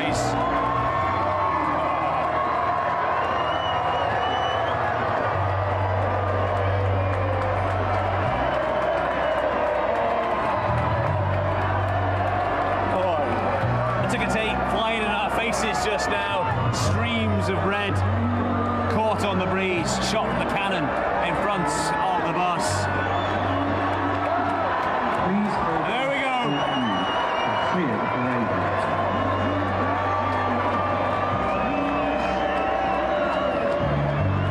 Andy Robertson on the corner of the bus, starting the chants, banging on the side, getting a lay going. Please help us help you. I see Joe Gomez holding huge big flag. I don't know where he's got that from. I have to watch himself on the cables above his head as he goes through the bridges as well. This is That's just a flag and a half. It's incredible. I mean, you thought it was going to be special, but you've just got a tingle all over your body.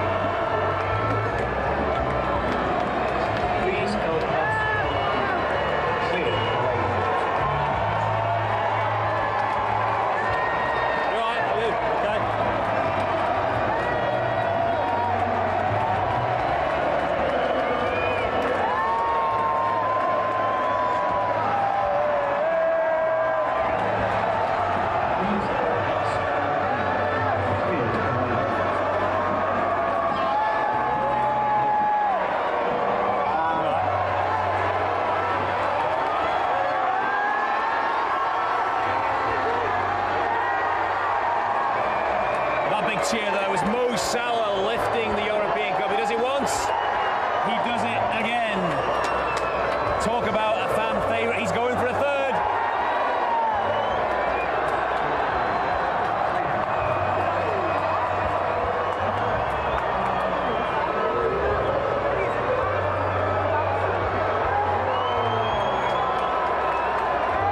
Jen Shaqiri now has the trophy.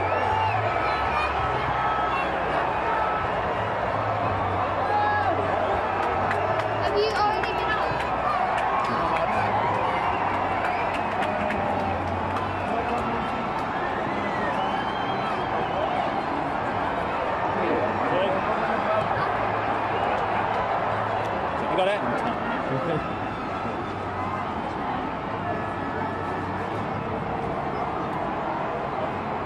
That way well. Well done. Cheers. There we go.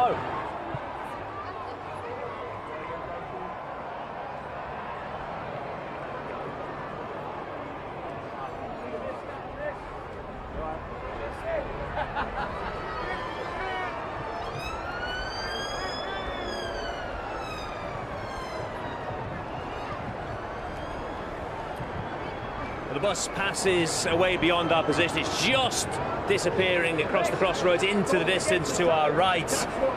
Supporters line the street, starting to mill away. Some are following the bus, trying to follow the bus along the route. Others streaming off to get into their cars or head around to try and join it elsewhere along the route. Others, of course, will head home and watch the pictures on the television. But that, I think, well worth it. Getting to see the team up close like that with the European Cup in their possession. And a nice moment as well, Mo Salah getting the crowd going, lifting that trophy aloft. That is the kind of thing that's special for the supporters out there. Oh, it did. It got the fans all going. Wanted him to do it 6 times. I think he did it 3, and then got to everything. But just to see them, I mean, the lads at the front of the bus were starting all the songs off, and at the back as well, and then the families on the bus behind them was. I mean, now you look at this now. I mean, it's just incredible how many people have come out. I was going to say, the bus is just disappearing down on the screen in front. You can see the pictures there as it just tails away. Behind us, behind the bus, back where we are now, it is just a whole, everyone's kind of just burst through, haven't they? They've all been held back now, they're just pouring through. And it's just red shirt, red shirt, red shirt. All you can see across this junction is people in red, kitted out. It's incredible just to see so many people all for the one thing. I've never seen anything like this. I mean, it's, you know, I'm sure as it gets closer to town as well, it'll be even busier. But this is just, I mean, for these people to see this, you know, they waited patiently as well, and they've had a super day, and they've got to see their heroes, and hopefully they will do in the seasons to come as well. Yeah. Incredible scenes here, supporters just everywhere we look in front of us. It is just people everywhere. There's no like kind of gaps anymore now. It's just people everywhere scattered about. It is incredible. Like you say, Chris, this will only intensify as it gets closer to the city centre. Once it gets down by the waterfront, I think it's going to be probably tenfold what this is. Yeah, it will be. You can just see that on people's face. You can on people's faces. You just see how happy it's made them just coming by it today, and what they've brought to to these fans to make them smile as much as they have done. What's seen? Scarves, flags, replica trophies. Fans, young, old, all here today, all lining the streets. This is something pretty special. They'll go back and watch it on TV now as well, won't They can enjoy, Yeah. of course, they can enjoy the best bits as we put them on LSE TV Go across the course of the day as well. Relive the experience they didn't get to see firsthand because they were out and about. They can rewatch it over and over again. I'm sure many will, because these are the days, as we touched upon, which should be savoured. They need to take the most of these because they don't come along too often.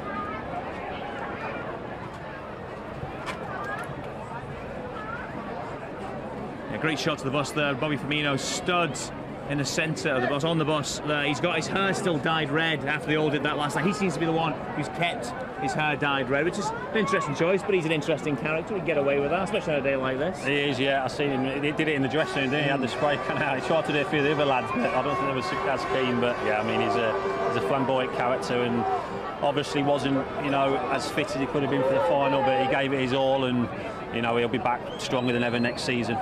Certainly will be an integral part of this team under Jurgen Klopp. He does something that no one else can quite do, the combination of finishing, of ability and work rate, his ability to almost play in 2 or 3 positions in a game as well. It's quite incredible. Well, he does. He gels that front three together, doesn't he? The work rate of the whole of that front three is incredible. You're right. The work rate, yeah, but he gels it all and allows the other players to express themselves to it. Yeah, that is pretty special. Roberto Firmino, key player for the team. He will enjoy this. He's had to wait to get his hands on some silverware. He's been part of the sides that have come close as well. Reward for him. And he's another player who has been developed and enhanced by Jurgen Klopp as well. He will feel this is a culmination of his hard work and also the manager's belief in him. Sorry, who's that? I couldn't hear that one there. Over the excitement. Roberto Firmino, just saying he's another player who's gone to a different level since Jurgen came in and sort of enhanced him, developed him. Oh, he's got better and better, and you know, he leads that front line so well. But you could say that about all the players, every single player in this squad, not just the team that played the other night, but every single player in this squad have improved, and the lads down at the academy as well. You know, it starts off at the younger age group. It's the whole club. It's 18s, 23s. We see it week in, week out. The players get better and better. They get the top training. They've got brilliant coaches all the way through the club, and to be successful as a club, it's, you know, it starts from the bottom all the way up to the top, and from the top all the way down to the bottom. And we've certainly got some special people at this club behind the scenes that a lot of people won't know about, which allows the players to go and do that, which accumulates in the first team winning trophies. Definitely. Okay, we will wrap things up here just now and do our very best challenge Annika. We'll jump in the car, zoom round the city and head down to the Strand for the culmination of today's parade. Right now, though, we'll head you back to our main presentation team, Rob Jones, Jason McAteer and Ronnie Whelan. Thank you, Mark. The European champions continue on their merry way, and just behind us here on the Strand, the sea of red gets bigger and bigger, and the wind is just as strong as it was half an hour or so ago. And talking of locals and the people that have come out, a word on the emotions today of young Trent Alexander-Arnold, born in West Derby, raised watching Steven Gerrard score Champions League winners on the Kop, and now a Champions League winner himself. Well, funny enough, we were talking about it yesterday about the manager and, you know, the progression of players and, you know, the players he's brought in and how he's made them better. I think Trent's a great example. He started here as probably a centre midfielder as a young kid. He's developed himself on the right-hand side. He's had to dislodge Klein. Maybe a little bit of luck in that with Klein getting injured. But then he had to fight off Joe Gomez's advances for that position as well. And has done ever so well. And I just think, like Raheem Sterling, maybe with Guardiola, sometimes you can have a manager that suits you with your progression, and I think that's the same with Trent Alexander-Arnold. Maybe we mightn't see this young kid developing like he is under a different manager. The manager loves him, he trusts him, he's put him in the team. And obviously he's had that adversity last season of losing the Champions League as well and wants to put it right. But at 21, wow, what a career he's had already. As a kid, when you're coming into the team, you know there's going to be a fight or two on your hands. And he's fought the battles and he's got himself in there. Now, the progression is, I'm in there, I have to do what I believe is right now. Now, he is starting to take upon himself the corner he took for Origi. You know, a young kid doesn't usually run back and see the things happening.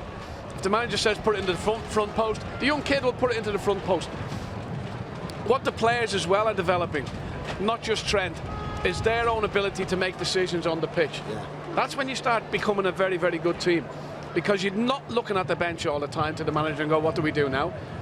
we looked at the bench and Ronnie Moran would go, "You're out there, you sort it out." Well, I remember Graham Souness saying to me once, on his first game for Liverpool, sort of edged up to Joe Fagan and said, what do you want me to do today? And he said, if you want, I'll probably rephrase the language ever so slightly, but if you want me to tell you what to do, then you're in the wrong place. No, he said, we've just paid £750,000 for you and you want me to tell you what to do? Which is the way they were back then. If they spotted things, yes, they would try and get things across with.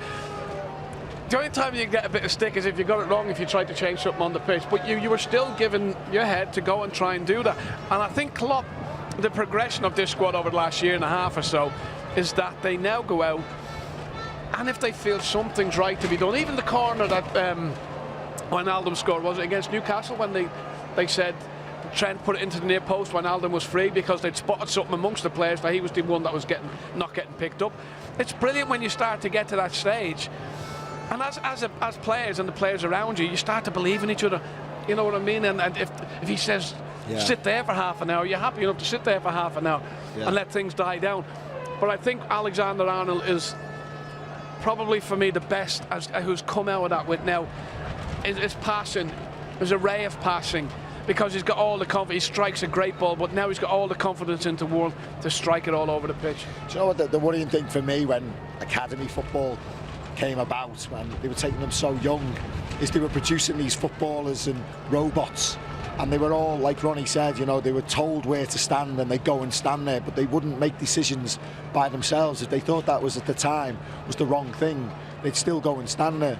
I remember Gus Poyet saying to me about the Sunderland team he had, and they practiced a free kick on the right hand side, and it was to get a lad down the right, you know, slot him in instead of just putting the ball in the box. And the moment turned out on the Saturday, they got a free kick in this area. The kid stood over the ball, it was all set up. But the opposing team, they stopped it. But the kid still tried to do it. And they broke and nearly scored. And he come in at our time, he said, why did you do that? He wasn't on. He said, because you told me to do it. We practiced it yesterday. And he's like, no. And he said, sometimes academy football, they're coaching these natural things, these instincts out of them. I remember talking to Alex Inglethorpe about it, and he said, no. He said, that's what we want to keep in the players, the natural ability. You know, what they see, we don't want to coach that out of them. Yeah, we'll guide them. And it was really refreshing because it's important to have that. Imagine coaching the natural ability out of Robbie Fowler or Steve McManaman. Yeah. You know, they're going to be half a player.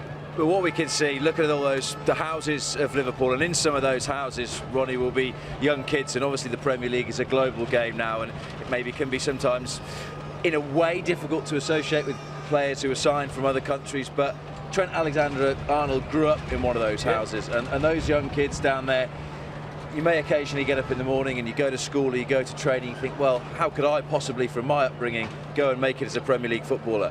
He shows you that you can.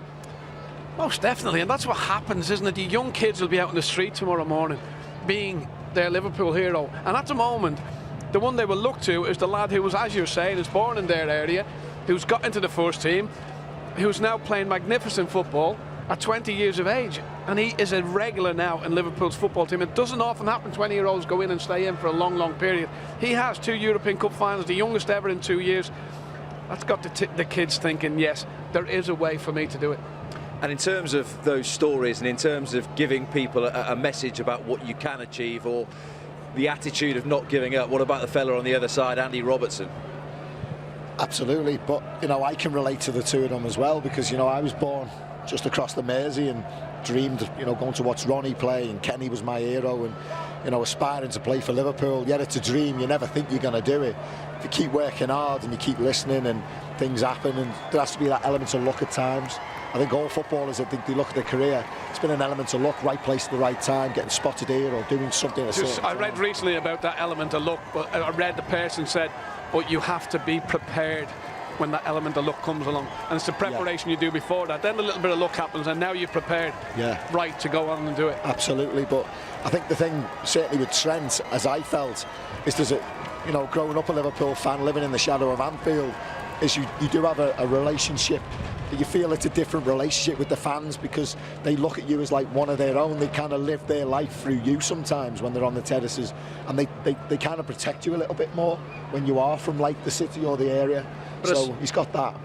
Also what you want as a supporter, because obviously you two have played the game. For the rest of us, we wanted to play the game. We didn't have the ability, but what we'd always think we would go and put ourselves in the position is the one thing I would do is I would run myself into the ground, even if it was a 5-minute professional career, a 10-minute professional career, and almost you look back to that one seminal moment in Andy Robertson's time at Liverpool, that run against Manchester City where he closed down 1, closed down 2, went after the goalkeeper, carried on running, and people think, well, we can forgive if Andy Robertson has 1, 2, 3 bad games because we know it won't be for the one to try. And you're smirking about something. No, because I remember that situation. I'm thinking, what are you doing there? Yeah, he's ended up on the right wing. He ended up closing the goalkeeper down. I'm thinking, just get back into your position and let's see this game out.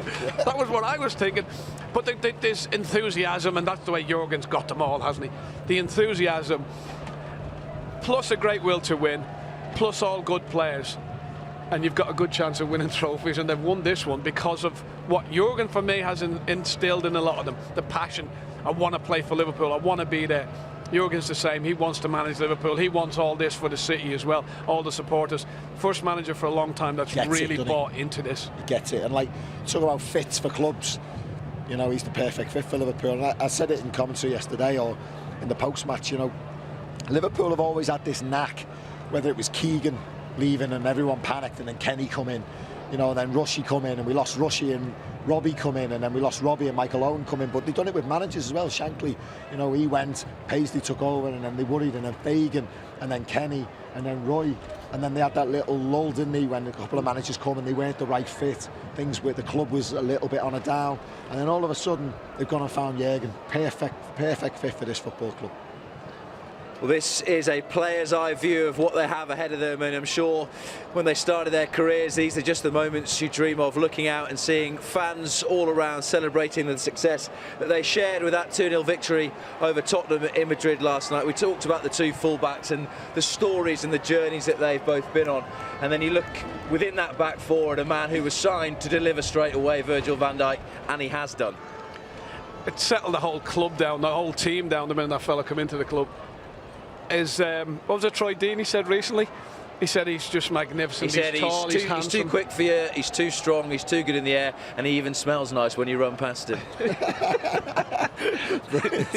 But what a centre back. And you know what I was thinking about the game this morning driving in, and we didn't highlight anything Van Dijk did because we're used to it now. You know, he was it Son, he charged back against one-on-one, and he poked away with his left foot. Just dropped the gears, didn't he? You just felt that that's what you do. We're becoming a little bit blasé of what he does for the team now. I think a great bit of defending he did was Tottenham at home when he had to make the decision. You know, do I go, do I stay? And he lured him into it, didn't he? Sissoko, wasn't it? Yeah. And then he pushed him onto his left foot and said, go on then, take your chance. He ballooned it over. His reading of the game is second to none as well. He sees things happening. You know, you think, oh, he's quick. He got out there to the full back position to cover off. No, he's seen it before, well before anybody else. Was that Johan Cruyff who said that? I'm not as quick, but I'll be there before them because mentally I know where it's going to happen. And that's what he does very well. But there are little parts of the story which seem almost cyclical. It seemed almost fate that it would be Tottenham in the final and Liverpool would win it by keeping a clean sheet. Because if you look back through this Liverpool journey, perhaps I'm struggling to think of a darker moment than that day where they lost 4-1 at Wembley against Tottenham, and defensively it was a bit of a mess. That was a masterminded by Pochettino, I think. You know, I think Jurgen and him are arguably two of the best managers around at the minute. And this one last night was always going to be the managers trying to outfox each other with selections and formations. Obviously Jurgen's ended up coming out on top. But yeah, that 4-1, I think everyone expected Tottenham to play out as they do from the back, which we seen them do last night. He went back to front really quick, Pochettino, and got it into Liverpool's back four, and Kane, he just tore Lovren apart, and I think you remember Lovren got taken off of that, and all of a sudden Jurgen's had to go, I've got to make a decision here. He took Lovren off after half an hour. But they battered us on that day, and tactically that was Pochettino getting one over on Jurgen. But it hasn't happened many times since, has it? Because Jurgen's had the best of the second half at Anfield this year. Well, they should have won. That was the only real thing I've seen. They went from a 3 to a 4. Yeah, they more or less went 4-5-1 and stopped the full backs getting it any time. Yeah. And it just stopped us playing really that day. But I wonder what Pochettino could do if he got money. I know it's about Liverpool today. Pochettino hasn't had any money in the last 2. If I was him and I didn't get money, I would be gone. but it's not about Pochettino, it's about Jurgen Klopp today. Sorry. Certainly is. Well, we've got plenty of time to discuss all sorts of things, but go back to that game against Tottenham, the one that they lost at Wembley. And memory serves me right, it was Lovren and Matip that day, and you look at both of their performances throughout the course of the season, made stronger by being alongside Virgil van Dijk. You look at the growth of Joe Gomez, who surely can only be benefiting from playing alongside Virgil van Dijk. Is he the best centre-half in the world right now? Absolutely, absolutely. You know, like Ronnie said, I mean, you know, he can read the game, he's good in the air, he's quick. You know, he's got everything a modern-day centre-half needs to be. He's not frightened. But one thing I would say a criticism of him is you don't see him many times like an Alan Hansen or a Gary Gillespie, Mark Lawrence, even just venture into that midfield. But Matip has done that a lot. That's what I was going to say. Joel will do that. Matip gets on the ball and does it. I don't think it's Virgil van Dijk's real game. His real strength is because he said it himself, I want to keep clean sheets. Defending, yeah. And I'm a defender. 22 to that. It's an unbelievable record. You look through the records that they've done this season, the full-back assists and all the chances created. It's been a magnificent season overall, and it would have been so bad if they didn't win a trophy. Well, fans lining this route all the way. They're still waiting here at the Strand for the team to come, but plenty along the route who have already seen Liverpool and the European Cup so far. Let's catch up with some more supporters who've been speaking to Sam Ashu.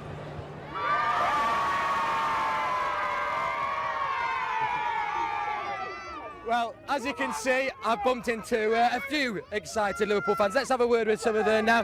How good is this? Brilliant! You've summed it up pretty well, sir. Liverpool, Brilliant! 6 times. What did you make of it? Who are you looking forward to seeing? Absolutely amazing, Liverpool! And what a day. The sun's come out here. Look at everyone here. What did you make of last night's game, sir? Brilliant. Brilliant. Words cannot describe how happy I am. What does this team now mean to you? Because they're heroes, aren't they? History, really, aren't they? Brilliant. Love it. I can't say anything. What about you? Who are you looking forward to seeing and why today on the bus? Alisson, because he's just amazing. And man of the match performance yesterday as well. What did you think to those saves he made? Oh, it was unbelievable. I've never seen anything like it. Great stuff. Well, I tell you what, they're a noisy bunch, these ones. So let's finish on a little LA, shall we? Yeah, who's going to get it going? Go on, get it going. LA. That's me. Go on.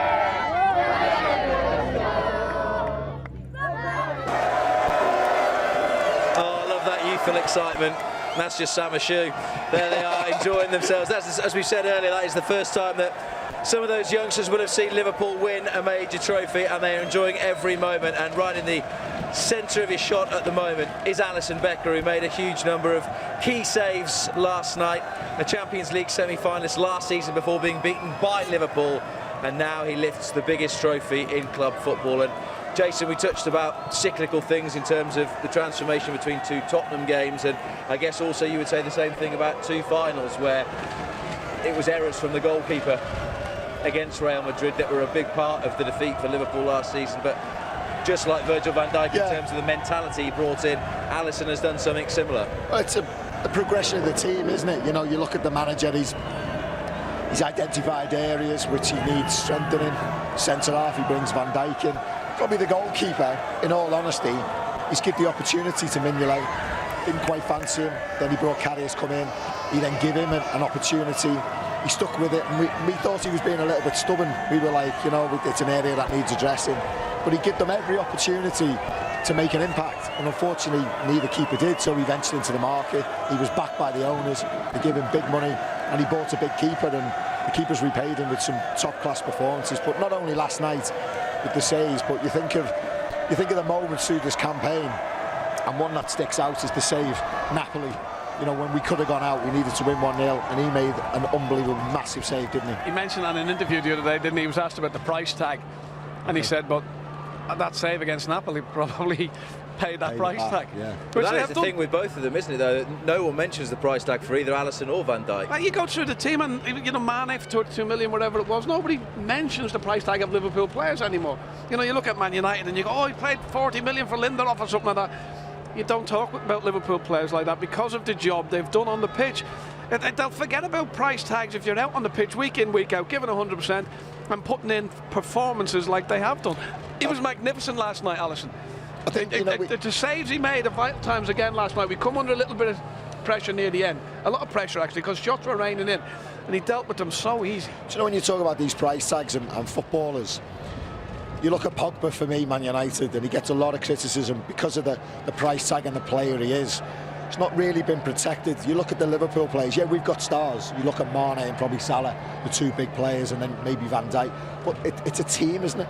We look at them as a team. We don't look at them as one individual. Like Ronnie just said there, what Van Dijk does defensively is the same as what Salah would do, you know, in an attacking role. You know, they're both mighty important factors of the game. You know, keeping the ball out of the net is just as important to scoring. As a forward or as a defender as well, and you have good forwards in front of you. Yeah. I remember the team we had with good defenders and good forwards. It's like, we'll keep a clean sheet because I know, or we know, that Rushy or Kenny or somebody like that, or Aldo, is going to sneak us a goal. As long as we stay in this game, one of them will sneak us a goal, and they've got that. But what I'm saying is, you look at your team, and you know, you'd look at Alan Hansen in the same, maybe Kenny because he was a more attacking player, but you'd look at you all as equals. Like Man United, you think Pogba, you think 100 million, and Pogba's this and Pogba's that. He gets unjust criticism, he's not protected. Where you look at this bunch of players, and they're all equal. It's a team, isn't it? We talk about Liverpool as a team. We don't talk about the individuals, really. Yeah, you look at Luke Shaw to Pogba.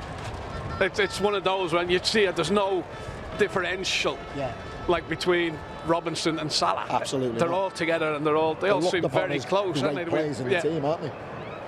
Well, there is Virgil van Dijk, adored by Liverpool supporters, and maybe he'll be lining up first day of the season next season alongside Joe Gomez, who, of course, they started a wonderful defensive partnership, but by the end of the campaign, it was Joel Matip who was more than justifying his place at the centre of that Liverpool defence, and a clean sheet last night, and that was one of the things that contributed to that European Cup making its way around the streets of Liverpool. 6 times European champions, and as we said earlier, only AC Milan and Real Madrid have won it all, Jason. Joel Matip's first assist, 98 games. What a time to do it. Last night to Origi, that was his first assist. Good time to start, isn't it? Good time to start and finish for the season. And I remember speaking a lot of times, Jason, when Joel first signed for Liverpool and first came into the team, and particularly someone like Mark Lawrenson would always say, I feel he needs to play alongside a leader. He needs to play alongside a talker, because Joel does his own thing and he does it very well. But he's not a marshaller of a defence, and that's what Van Dijk is, and it's a lovely combination. Well, I think that was Lovren's problem as well. I think the two of them had this problem, but Lovren took it upon himself to be the leader in the team, and I think it took away something from his game, because he was worrying about everything else, organising and, you know, pointing fingers and talking, when really he should have just been concentrating on his own game. And I think that didn't really help Lovren having to be that leader in the camp. And I think Matip was the same, although he's not a great talker, he's not really a great organiser. But Van Dijk's come in and done that, and it's taken away that pressure from Lovren and Matip, and I think you see better performances from them when they play with Van Dijk. Just going back to Alisson as well, I mean, a lot of the time when you make signings, and we've seen it particularly with the midfielders this season, Naby Keita and Fabinho being afforded the time and the opportunity to work into the English game, but it happened with Alisson as well. We think back, and he made a bit of an error against Leicester early on in the season, but how quickly he learned from that, and he thought, okay, there's a time to play, there's a time to do something clever, and do you know what, there's a time to just whack it out of play. I've seen him do it. I watched him on videos, but on YouTube and things like that, and I've seen them mistakes. He made a few of them beforehand, and I don't think soccer players are that thick that they don't go and have a look and see what he's done elsewhere. So Vardy or whoever would have had a look and would have known that he's trying to be smart now and again. But like you say, he's come out of it, and now it's not always just a punt. It is now and again. He pings it out to full backs or midfielders. You know, the goalkeepers have to be able to play now. It's just the way the game has gone. Imagine Bruce Grobbel. I would have loved to have been able to do it now, to try and ping balls all over the place, take people on. But no, there's ball last night to Salah out of his hands. It's not just a long kick up the pitch. He's pinged it into him. Yeah, it's whole stuff, shot stopping, crosses. He's got it all as a goalkeeper. Certainly has, and he's on that bus now, celebrating with the rest of his teammates as Liverpool continue to make their way across the city. Obviously, incredible day, perhaps the best day for Liverpool fans since 2005 in Istanbul. Still pretty windy up here, but it'll all be worth it when they make their way back here, and we're going to continue looking at some of the stars of this Liverpool season and maybe move into the midfield, where it is a sort of area for unsung heroes, Jason. We spoke about James Milner earlier, we'll touch on the captain in just a moment, but Gini Wijnaldum is another one who, you look at teams of the year, PFA teams of the year, he quite easily could have made a case for someone like Gini Wijnaldum to be in that PFA Team of the Year this year. Yeah, Gini was probably his go-to man out of that midfield, wasn't he, this season? A difficult area to pick a team, wasn't it? The midfield. You know, every time we tried to, you know, read Jurgen's mind and think what the team would be, we'd probably get the back five right most of the time. Front three picks itself. The midfield, we'd always have 3 out of 7 really to pick. Is he going to go more expansive? Is he going to go more defensive? And some players obviously missed out. Jordan Henderson's at a time when he's missed out. James Milner missed out last night.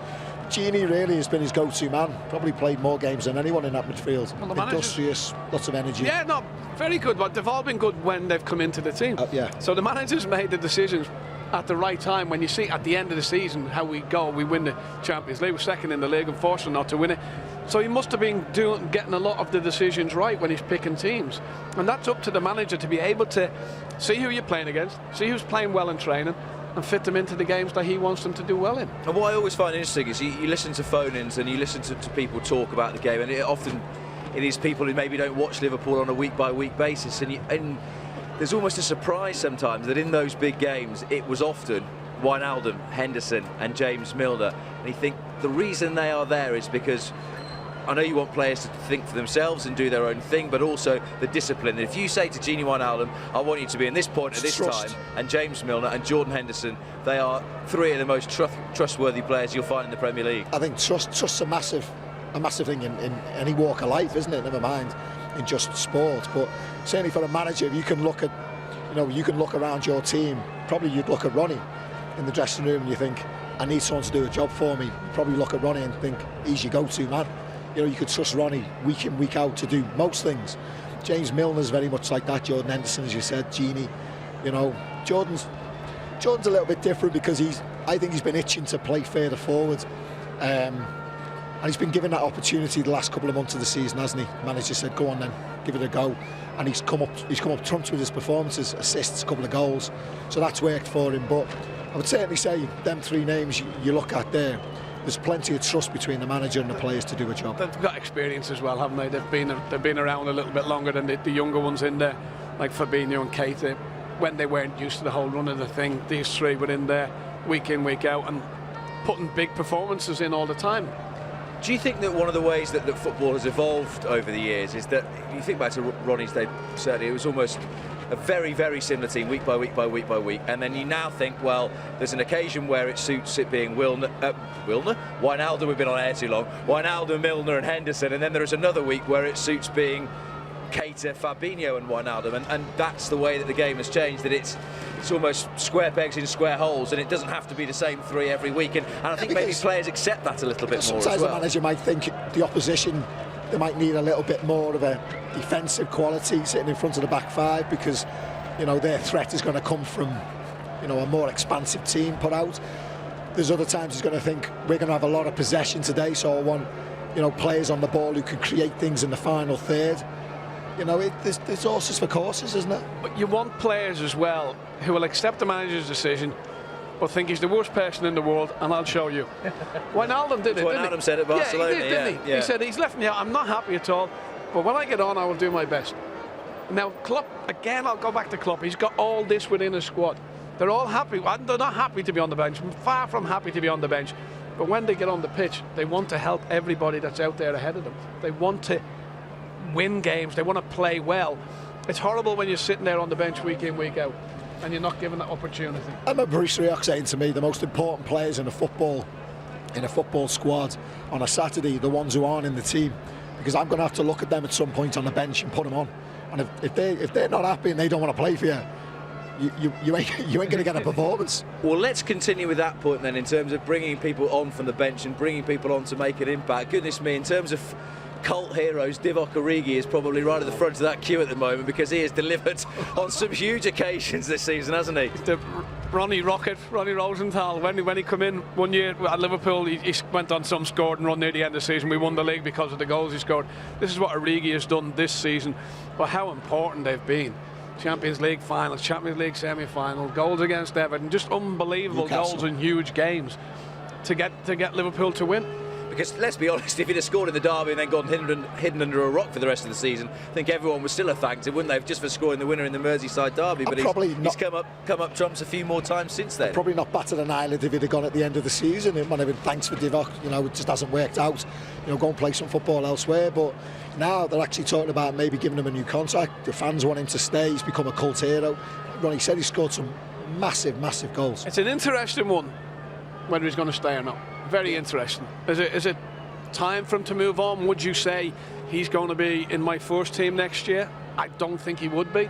I don't know what the manager's thoughts are. If he keeps him, is it a sentimental thing that because he scored all these goals, I'm keeping him because of that? Or does he have the faith in him that he's going to do it again all next season? So it'll be an interesting one to see where he goes. Or does he want to go out and play?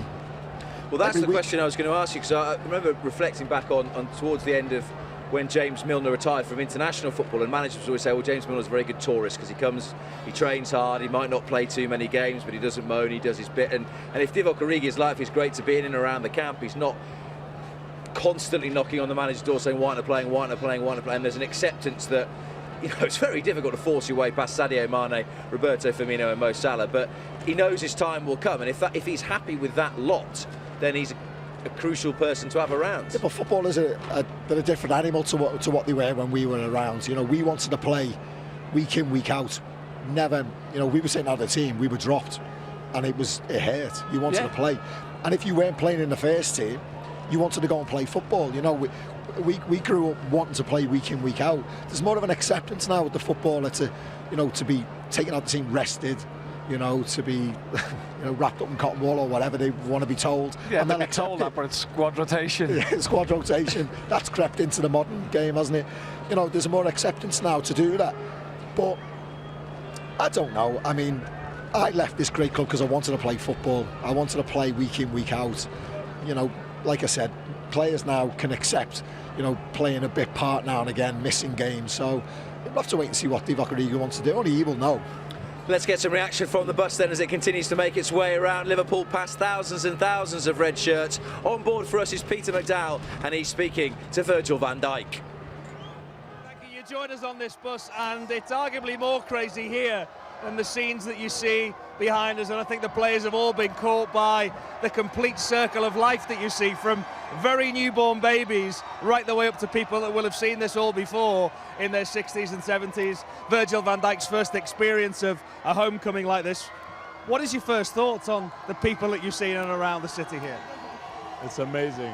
It's something special. You have to really experience this, but it's unbelievable what it does to the city and obviously to the club as well. And I'm very proud to be sitting on this coach, and hopefully we can have more days like this. Were you expecting it to be anything like this? I expect a lot, but to be fair, I think there's still more to come. So, but it's already been past my expectations. So I'm just taking everything in. Enjoy every bit of it with all of these fans and with the team, of course. Talk us through the last 12 hours or so, because most of the players on here have had either no sleep at all or very little sleep. What about you? Yeah, I think half an hour maybe, but it's all worth it. And hopefully I sleep tonight a little bit better, but I'm not sure about that. But tomorrow I will be back in focus mode, because I have to go to the national team, and we have we have a good game against England. You've got the medal around your neck there. This is the childhood dream that all of you will have had, to win a Champions League medal, and you've done it with the club that you love now, Liverpool. Yeah, no, definitely. And it was obviously unreal yesterday when the whistle went, and tears of joy, and went so many things through my mind. And I'm just very proud of myself, proud of the team, proud of these boys, and it's just amazing. There's the goalkeeper coming in for the kiss there as well. The songs have been going as well, because at the very start you were asking for music, but you've just created your own. Yeah, no, of course. Sometimes you need a bit of music, but everyone is doing their bit, and the fans obviously make it even easier for us to enjoy. And yeah, it's outstanding. It's amazing. Looks as cool as ever, doesn't he, Virgil van Dijk? And that was perhaps something that signifies just what they achieved last night, Ronnie, that even he shed a tear at the end of that game. That is when you know that something special has happened, when Virgil van Dijk doesn't look like the coolest customer in any stadium.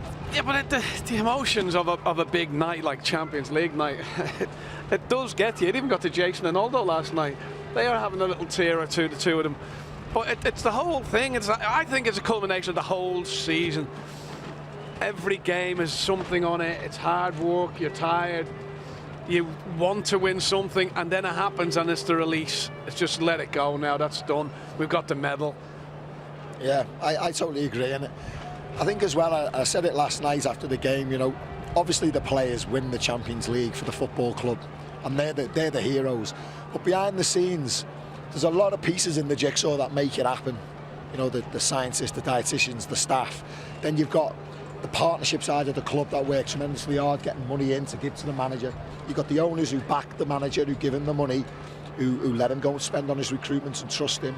You've got players, people from the foundation who are doing great things in the city. There's a lot of things that make this football club great. Yes, it's the players on the pitch who ultimately bring the success, and the manager picking the players. But there are a lot of stuff behind the scenes that go on, and people don't get to see, the fans don't get to really see. And they're heroes in their own right. You know, we've travelled around as pundits and working for the club very closely with the players.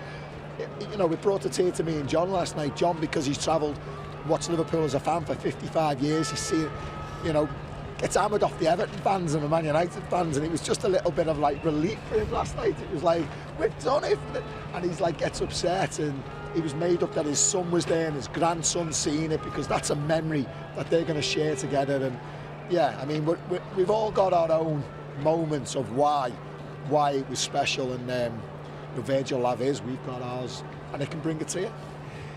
If we could go then before last night, in terms of the whole season of Champions League football, pick a moment for me before the final which was most special to you in terms of the journey and the way that Liverpool won this trophy. There's only one. Barcelona. Yeah, I was going to mention the last goal against Barcelona because of the way it happened. I think it summed up the whole philosophy of Liverpool Football Club, that the manager's got a lot to say, an awful lot to say, and he has to. But when you're on the pitch, you make your own decisions. And Origi seeing the Barcelona defence knock off, and then Trent spotted it as well. What a ball he's put in a crucial moment. He's put a great ball into him, and he's knocked the ball in the back of the net. That for me was, over the season, was huge, because they just took it upon themselves. Now this is our time, this is what we do against probably really the best team in the world, Barcelona. They took it upon themselves. This is it, go, let's do it. How hard is it to, obviously you've won the European, how hard is it to deal with the emotion of knowing you're on the cusp of something great for this football club? How do you handle that emotion before the game? Is it difficult? Or do you just try and be... It's a red, wasn't it, usually in the mid-80s? A week in Tel Aviv. No, I think it's something that footballers have got. What it means. I think you knew what it means to the fans, but I think most footballers have got a good self-belief. You know, they may not show it all the time, but I think inside most footballers go, yeah, I can play. I know I can play. No matter what people say, I know I can play. And I think the team that I played in '84 had an awful lot of players in that team who knew they were good players, especially the captain, Graham Souness. You know, he knew what it was about. And when you looked around that dressing room, we're okay here.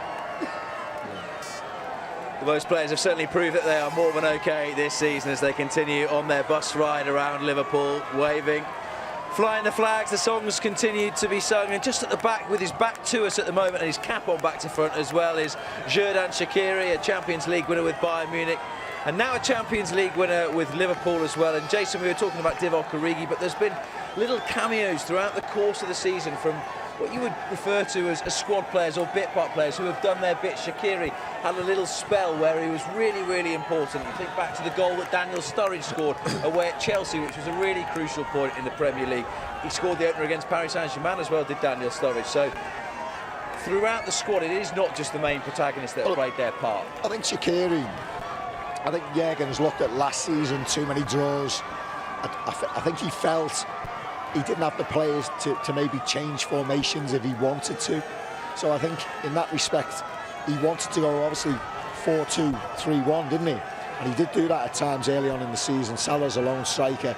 But what that meant was getting an extra attacking player into a formation, because obviously the 3 and the 1 is where your attacking threat's going to come from, which meant there was a gap, which meant he had to go out and find a player that every now and again could slot in when he needed it. And Shaqiri was available. He knew he had pedigree. He may have had a point to prove, because he might have felt he was going to leave Stoke and wanted to better himself. He had this experience, as you just mentioned, he's Bayern Munich, some big clubs, and he slotted in. But he knew, I think, Shaqiri, that he wasn't going to play every week, and he was going to be used sparingly. And I'd have to say there's been times when he's come on, he's made an impact. Probably Man United would be was his bigger one. Did he start that game? No, he came. I'm pretty sure he came on. Someone will tell me if I'm wrong, but I'm pretty sure he came on. Some impact, you know. Well, let's get you a drink, shall we, Jason? Because I'm concerned that by the end, by the time they come onto the strand, you'll be communicating purely by mime and charade. So let's hear from a man who joins an illustrious list of Liverpool players to say that they have scored in a European Cup final and in a winning cause as well. Divock Origi with Peter McDowell. Yeah, Divock Origi standing by here, medal around his neck. Again, a Liverpool hero. How does it feel, Divock? It feels good. I think today we can celebrate. We have a wonderful team, and yeah, Liverpool is celebrating today. You can feel it. Were you expecting anything like this? The amount of people, and we've not even got into the city centre yet. To be honest, I'm positively surprised. I didn't know. You don't realize how many people are passionate about this club in the city. I know it was a lot, but this surprised me. Yeah. We spoke just before the final, and you spoke about letting your light shine again, and it shone bright in the best of circumstances. What do you remember about the goal? I remember getting the ball from Joel and I have to cross it low in the far corner. It was a difficult shot, but yeah, thankfully it went good in the corner and it went in, and it was an important goal for us. Yeah. Here comes the ticker tape. Has there ever been a feeling like that in your life when that goal went in last night, of pure jubilation? Every moment is different. I've scored important goals, World Cup qualifiers and stuff like that, but I'd say this is special. Scoring in the Champions League final is special, and it's hard to describe, really. I said to a few of the players last night, and I say it to you as well, you're a Liverpool legend now for the rest of your life. Well, that's good to know. That's an honor. We know what Liverpool means in the world as a club, as a football club. So I think we can be happy that people make that statement. Just finally, Div, they're shouting a lot of things, a lot of compliments to the players. The big thing that a lot of people are shouting up is just thank you. This has made such a difference to them.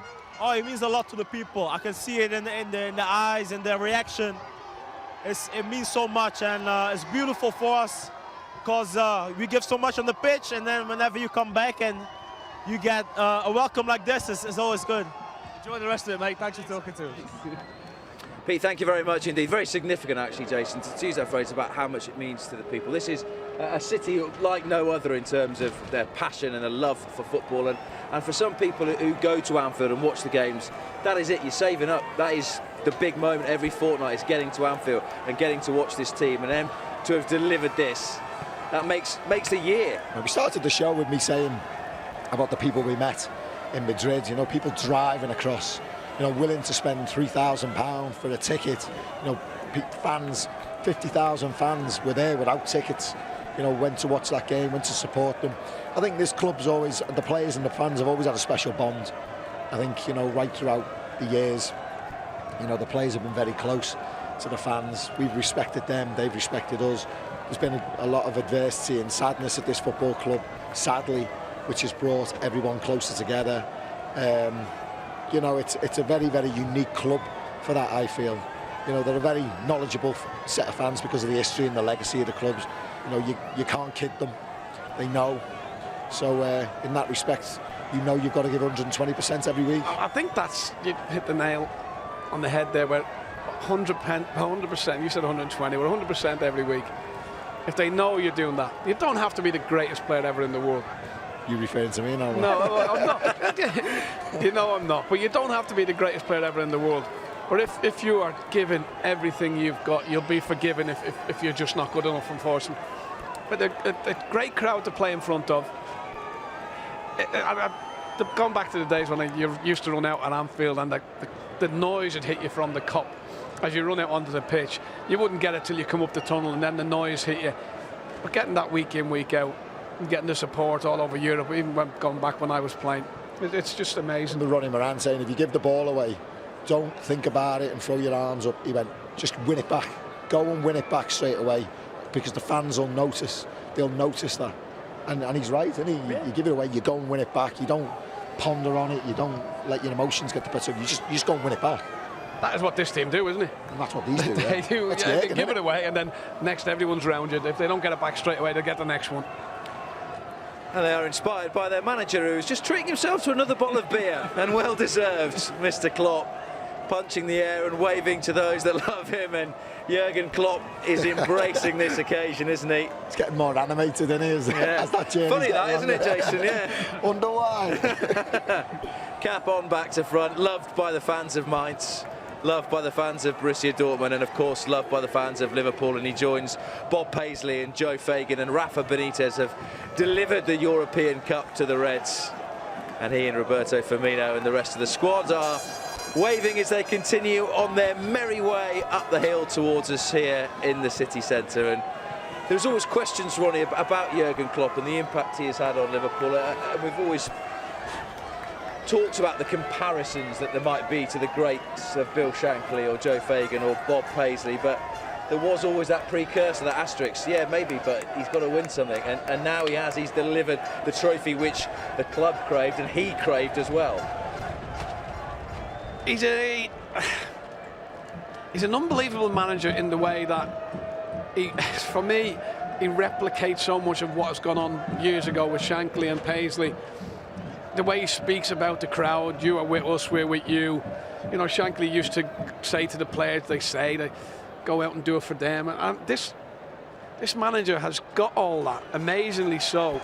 He's counting his beers there, wasn't he? Counting his European Cups, or Liverpool's European Cups, and he's got himself to 6, and he's got that big smile on his face, Jason. And one of the great things that we'll hear about Jürgen, you talk to you pundits who've played for hundreds of managers between you, and I don't think I've yet to hear anyone who's not said, well, I wouldn't love to have played for Jürgen for a season, couple of seasons, maybe a bit longer. Yeah, I definitely would have loved to have played him. I actually think the way I play might just suit him as well, because he likes that energetic winger, doesn't he? Likes that pace on the bench. I knew he was going to hit me with that. Do you know what I feel sorry for Jürgen? Is down the road, Manchester City, who've got all this money. They can spend as much as they want, and you've got to compete against that. You know, it's a very, very difficult job, because what he's done in the league this year, you know, the points he's amassed, clean sheets, the effort they've put in, is just phenomenal. By rights, they should have won the league. By rights, any other year, they would have won the league. Well, let's just listen to the noise as they make their way along. Jürgen Klopp banging on the side of the bus there. I wonder if he keeps saying to the kids, go get me a beer. Well, I think he just chucked a bit on Rhian Brewster's head now. It's technically wetting the baby's head, isn't he? He's still only a young lad, Rhian. But he is at the front and he is marshalling proceedings as only he does. And it was interesting, actually, Jason, he talks about Manchester City, and Jürgen has the European Cup in his hands right now. But he's always enjoyed, I think, being the underdog, hasn't he? That was the role that he fit into quite happily at Borussia Dortmund, where Bayern Munich were always the ones who could outmuscle them financially. But he said, well, we'll find another way to compete, and that's exactly what they've done with Manchester City. Really interesting with what he said, because he was getting criticism about being the nearly manager, wasn't he? Not being able to get them over the line, and now that's not success. He actually doesn't look at it like that. He thinks, obviously, getting to the final, you know, brings its own success, because getting there, you know, obviously you've got to win it and bring the trophy back. He knows that, but he wasn't worried about it. He was never ever worried. He's very confident in his own ability, isn't he? And he knew they were knocking on the door. And I said last night, you knock on the door long enough and someone will open it for you.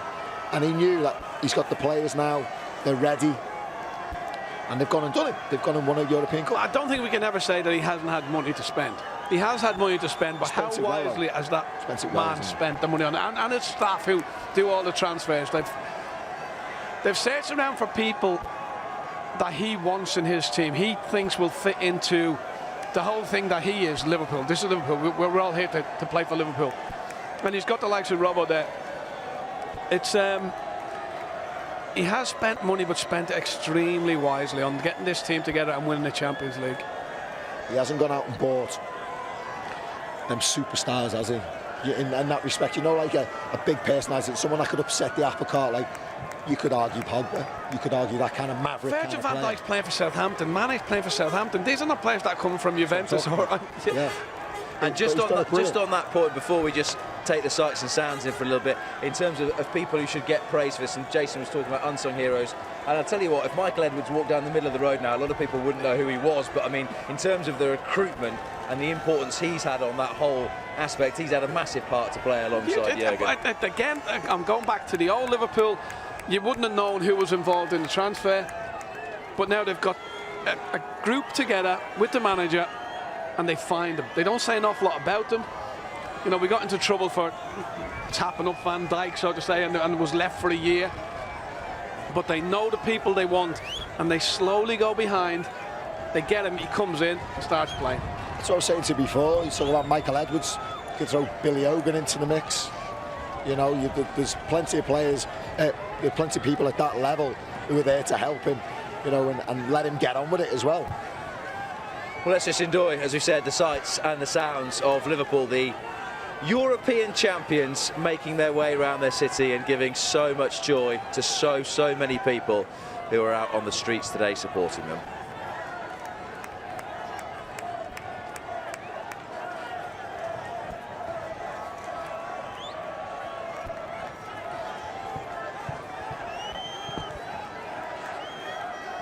Are we down?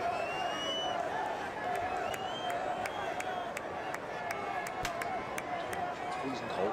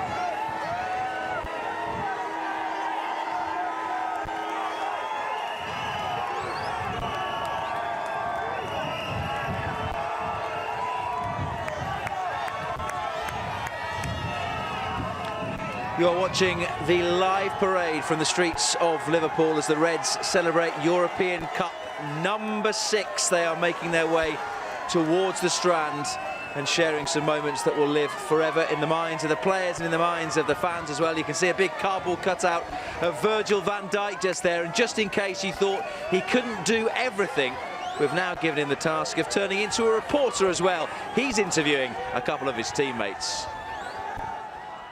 Gomez, England's talent, golden boy, centre back for the future, and for now as well. How are you feeling? You know, it's an amazing feeling to share with all the boys, with Virgil. I mean, it's special, seriously. To see all these people, it sums up what it means to play for the club, and yeah, it's special to be a part of history. Could you sum up how does that medal feel? How does that medal feel? Is it heavy? It's heavy, bro. My neck's not as strong as his, so I'm struggling a little bit, but no, it's special. Did you enjoy the game yesterday? What happened with the first pass you got? Yeah, you know, I tried to cool the game down a little bit, but I had a little shout from you, a little shout from Hendo. Scrambled the brain a little bit, but it's all good. We got the win. You're a Champions League winner, man. How does it feel? Special, bro. Special to share with you. Virgil Lovely, van Dijk. bro. Lovely. Gini Wijnaldum, how does it feel to be a Champions League winner? I could ask you, how does it feel? I want to ask you. Amazing, amazing. How does it feel? Can you put it into words? No, it's difficult. There's something you have to feel. I feel amazing. Can't describe it. But how will the rest of the day for you be? It's phenomenal. You see how many people come to see the bus tour. It's more than I expect, but you see grandmas, grandpas, babies, all kind of ages you see. So you see how much it means to the city. What a club. Yeah, what a club. What a club. Fantastic. Back to the studio. Well, not quite the studio, Virgil, but you've done a good job. It's passable effort. We'll consider you for future employment. There you go, the song's still being sung. Jurgen Klopp still very much enjoying himself. And Gini Wijnaldum was right, there are people of all ages. There are the old, as we said, who have seen all sorts of celebrations like this before, but when we look down onto the Strand just behind us, there are plenty of prams, plenty of youngsters who are living these moments for the first time. They're all dressed in red and they are waving their flags and they are enjoying the fact that they'll be able to go into school tomorrow. And their team are the champions of Europe. That's what it says on their shirts, and that's what they have achieved after that 2-0 victory over Tottenham in Madrid yesterday evening. Masterminded by Jurgen Klopp, who is pointing and waving and being joined on the edge of the bus by Roberto Firmino.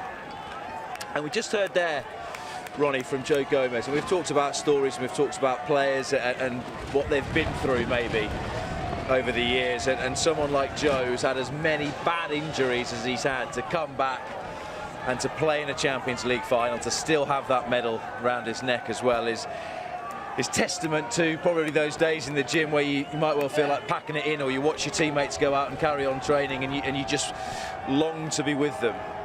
Yeah, it's hard. I've gone through it myself, sitting in the dressing room for long periods of time. When they all walk out onto the training ground and you just want to go out with them, and it's very, very difficult. And then even when you're getting close to fitness, you would then start having to running on your own. They're all still over there, and it's disheartening, and you just want to be out there. It was pretty difficult for Joe to say what he said earlier, because I think he's had a drink or two. But he was playing some magnificent football alongside Van Dijk before he broke his foot or broke his ankle. And I think it's going to be like a new player coming in next season, Joe Gomez again, because he was really, really playing well. I think he'd set his heart on them too, Gomez, Van Dijk. And Ronnie's right about injury. You know, it's a very lonely process at times, especially the long injuries. And also you question yourself whether you're ever going to get back to the quality that you were at, or the form you were in, or whether sometimes whether you're ever going to play again. You know, you do ask yourselves them questions. There are dark days when them bad injuries happen. You've got to get through it. But he's got great teammates around him who look like they supported him. Well, I know they did. You know, they've got a great medical team there as well. So it is different, isn't it? Because when you were injured or I was injured, you were sort of an outcast. Yeah. You went, but now they have a whole group of people behind the scenes helping you along. I don't know if you need counselling when you're out. Sometimes you probably think you do, but you're just on your own all the time. But all that is around him now to help him get through and come into the get back game. again. It's the modern game now. Well, Jason, you know, you've made a great documentary which is available to watch on catch-up on LFC TV Go about mental health and how it can affect footballers, and that can be a serious issue in terms of players who are out on the sidelines and they might feel a little bit alone and they feel like they're not quite part of it. And it's not just been Joe, but it's been Alex Oxlade-Chamberlain and Rhian Brewster, and probably for some of those combinations, feeling that they've got each other has actually got them through some of those dark times where they've just been stuck in the gym. Absolutely, and like Ronnie said, you know, there's more concern about, you know, mental health with players, not just on the side of things like social media and that kind of stuff, but dealing with injuries as well. You know, long injuries. You know, I remember being injured at Sunderland, and the physio, what he'd do is like the long-term injuries, it was like you were ranked in the army. So like you might, if you broke your leg and you were the longest out, you'd be the general. And he'd say, like, what do you want to do today? I'm going to give you all a day off. And, you know, you could go temping bowling, you could go to pitches, but you got to pick because, you know... What did you usually pick? Temping bowling, I used to go when I was, like, in charge. But just, like, little things like that, you know, that was sort of creeping in. But now there's more science to it. Now there's counsellors around, you know, there's people... We had an awful lot of science with our injuries. We had a thing called a wax bath. Have you ever done your ankle? And you keep dipping your leg in and out of this wax bath, and then you've got this big boot of wax, and then you do your groin because you keep lifting it in and out of the water. And then you just go back training because you don't want to do the wax anywhere near your groin though, do you? I'm assuming that's probably for the best. Only for your ankle.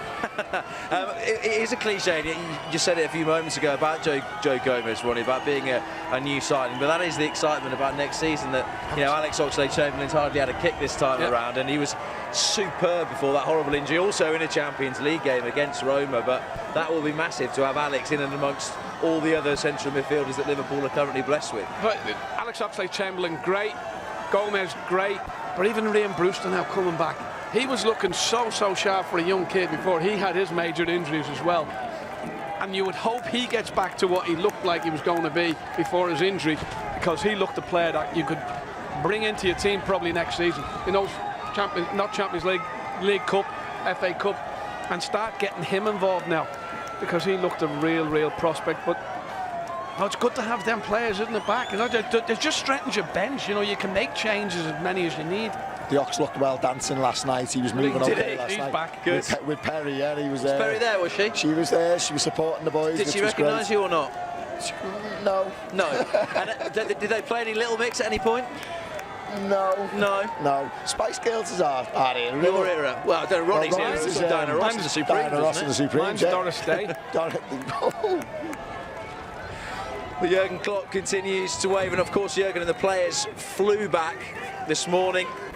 A lot of you fans, I know there are a lot of fans, have had some messages on social media, fans watching us as they make their way back on the buses. It's been an absolute labour of love, but let's get some more reaction from Pete. Yeah, well, with Peter Krawietz, who is the trusted ally, of course, of Jurgen Klopp. You don't do many interviews, Pete, so I thought we'd ask you for your input, your kind of overall impression of what was so good about this season for Liverpool. About this season, yeah, it was unbelievable because we performed in the Premier League with unbelievable amount of points. 97 is just amazing, and in combination with winning the Champions League and a successful Champions League campaign, at least, absolutely unbelievable what this team did, and I can't describe how proud I am about these guys. How likely was the outcome that we had last night, do you think, at the start of the season when you Virgil van Dijk put his own flag in front of your face there? How likely was the outcome last night when you set out the objectives at the start of the season? Well, for sure, yeah, I was really convinced about the quality of this team, but you never can plan, especially not Champions League campaign. It's just difficult. You need to see how the draw is, the opponents and everything else. So you never know it, especially with the Champions League campaign. And after we were really successful at the end in the last season before. So this is difficult. You can imagine, of course, how many points you probably can collect in the Premier League, depending on few circumstances. But Champions League and performing again, going to a final again, and winning in it at the least is unbelievable. What kind of platform do you think this gives us now as a team going forward? Again, because the objective next season will be to win something else. It's true. We made, Jürgen and me made this experience in Dortmund. The moment you win something, it's a big relief, and of course the team gets a lot of confidence. So I don't say we will, but of course we saw the development in the last season, during the last season, how much this team developed and how they get better and better and better and more successful. So let's see. I don't know, of course, but it's a fantastic team, and we will try to keep this up, of course, and go again. And what at the end will happen, nobody can say today, but we are pretty confident, happy in the moment, of course, and we know that we are strong. Just finally, Pete, what about this? What about the reception that you've been given here by Liverpool fans? I'll be very surprised if there's any fewer than 1 million people over the line that you will tread by the end of today. Absolutely unbelievable. I think there are not a lot of clubs in the world where you can make this appearance, so winning titles and having so much togetherness with the people around and with the fans and the team and the staff and all things. It's really special. So again, we had these times at Dortmund where it was similar, really similar. But of course, each title, each season, each year, each city is special, and this is a special, very special moment for us and for me as well, of course. Can I ask you about the guy that's peering over your shoulder at the moment, the goalkeeper, Alisson Becker, who was fantastic last night? What a signing he's been for you. I go back now. Yeah, of course, yes.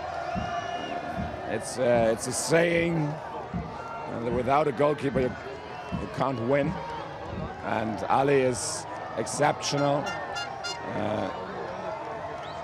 because there are few goalkeepers in the world who have this ambience to make things look easy, even if they are unbelievable difficult. And this is a big thing for a team, and the basis for a lot of confidence if you have a goalkeeper, and the insurance that you can keep a clean sheet at the end. And of course this helped us yesterday.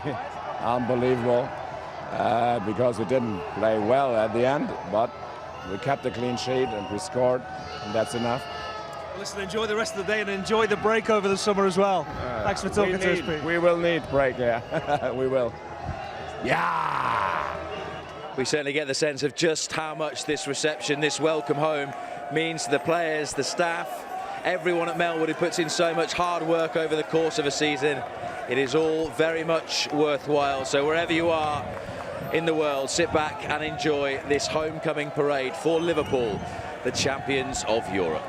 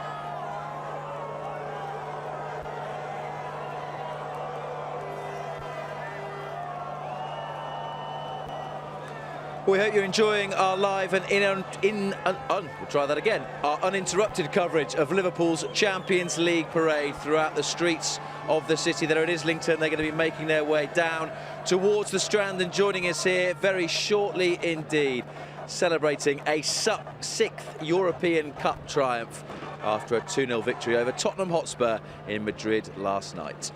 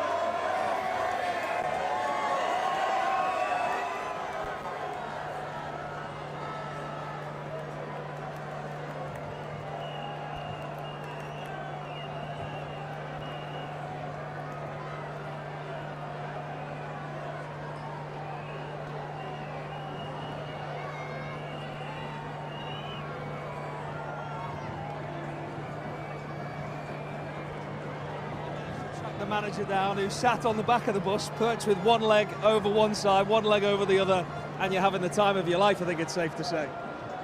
Oh, it's unbelievably emotional. Eh? It's big. You cannot really describe it, to be honest. Each emotion already. I was, apart from being angry, I was overly happy. I cried as well a little bit because it's so overwhelming what the people are doing. When you have a direct eye contact and you see how much it means to them, that's touching, to be honest. No, it's brilliant, and thank God the weather changed in a positive direction. So we have a wonderful time here. It's really special, and it was all the effort worth it, to be honest. You've seen every different generation as well, from very small babies all the way up to guys in the 70s, 80s who've seen it all before. Yeah, true. So, I don't know exactly how many people live in Liverpool, but there's not a lot of space for fans, supporters from other clubs, obviously. So it's incredible, eh? This team is really doing so well, and they get all generations. They have to be. If you're in the moment a young kid, which team would you support? Not a lot of options or opportunities apart from Liverpool. So it's really nice to see how that all works. But it means to really, you see in the eyes how much it means. It's unbelievable. It's so intense today. Wow, it's crazy. This is a big thing as well when you're trying to sign players, isn't it? Or even keep players. Why would anybody want to play for anybody else other than Liverpool when you see sights like this? Yeah, you have to make a proper video of it, actually, because I didn't use my phone yet. I only watch it. So if you make a good video of it, then maybe we'll use it for the next signings. Yeah. Well, enjoy the rest of it, Jürgen. Thanks for talking to me. And you. Fair to say he's in good spirits, Ronnie, isn't it? He's had a great time, hasn't he? You're always going to get something from him, aren't you? You know, it must be an interviewer's dream when you interview him, because he's going to say something, isn't he? He's going to give you something. Wasn't that time at Wembley when they just lost 4-1, let me tell you. It was certainly not a dream. Okay, No, I said I was going to get a clout round the chops, but... No, I know what you mean. I know. Well, that has always been a problem with me. Good questions are not my forte. But look at what is waiting for Jurgen Klopp and for Liverpool when they arrive on the Strand, which is probably under 10 minutes away. The flags are floating in what is a very, very strong breeze here, and some of them have been waiting since we got into position at about 2 o'clock this afternoon to see their European Cup heroes arrive here on the Strand, and they have not got much longer to wait. Every vantage point is covered ahead of the arrival of the new European champions.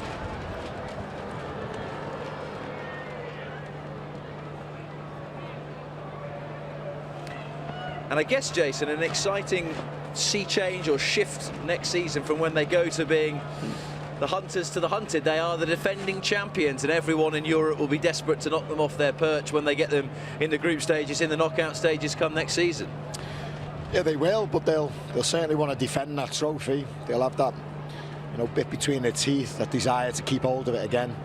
And I always think it's a big job for a manager. You know, people say the second one's the hardest one to win. I think it's the first. Yeah, you've got to motivate the players to go and do it again. Of course you have. But to get over the line, psychology of winning the first one, what it does for you is very, very difficult. You know, that's where you've got to give credit to Guardiola, you know, with his Manchester City team to go again this season and try and win it. Even with the challenge Liverpool posed, you know, they still got over the line and showed the quality that they've got. That's what Jurgen faces next season in this competition. He's got to motivate them players to go and win it again. Can't rest on your laurels. You know, Ronnie tells a great story about Ronnie Moran when he come in with the medals, and he just with it in a plastic bag and just puts them down. If you think what did he say? If you think you deserve one, pick it up. and then he tells them they're in training again and gives them a date, and that's it. It didn't work too badly for you, did it? No, not at all. But I'm sure these lads now have got a taste of this.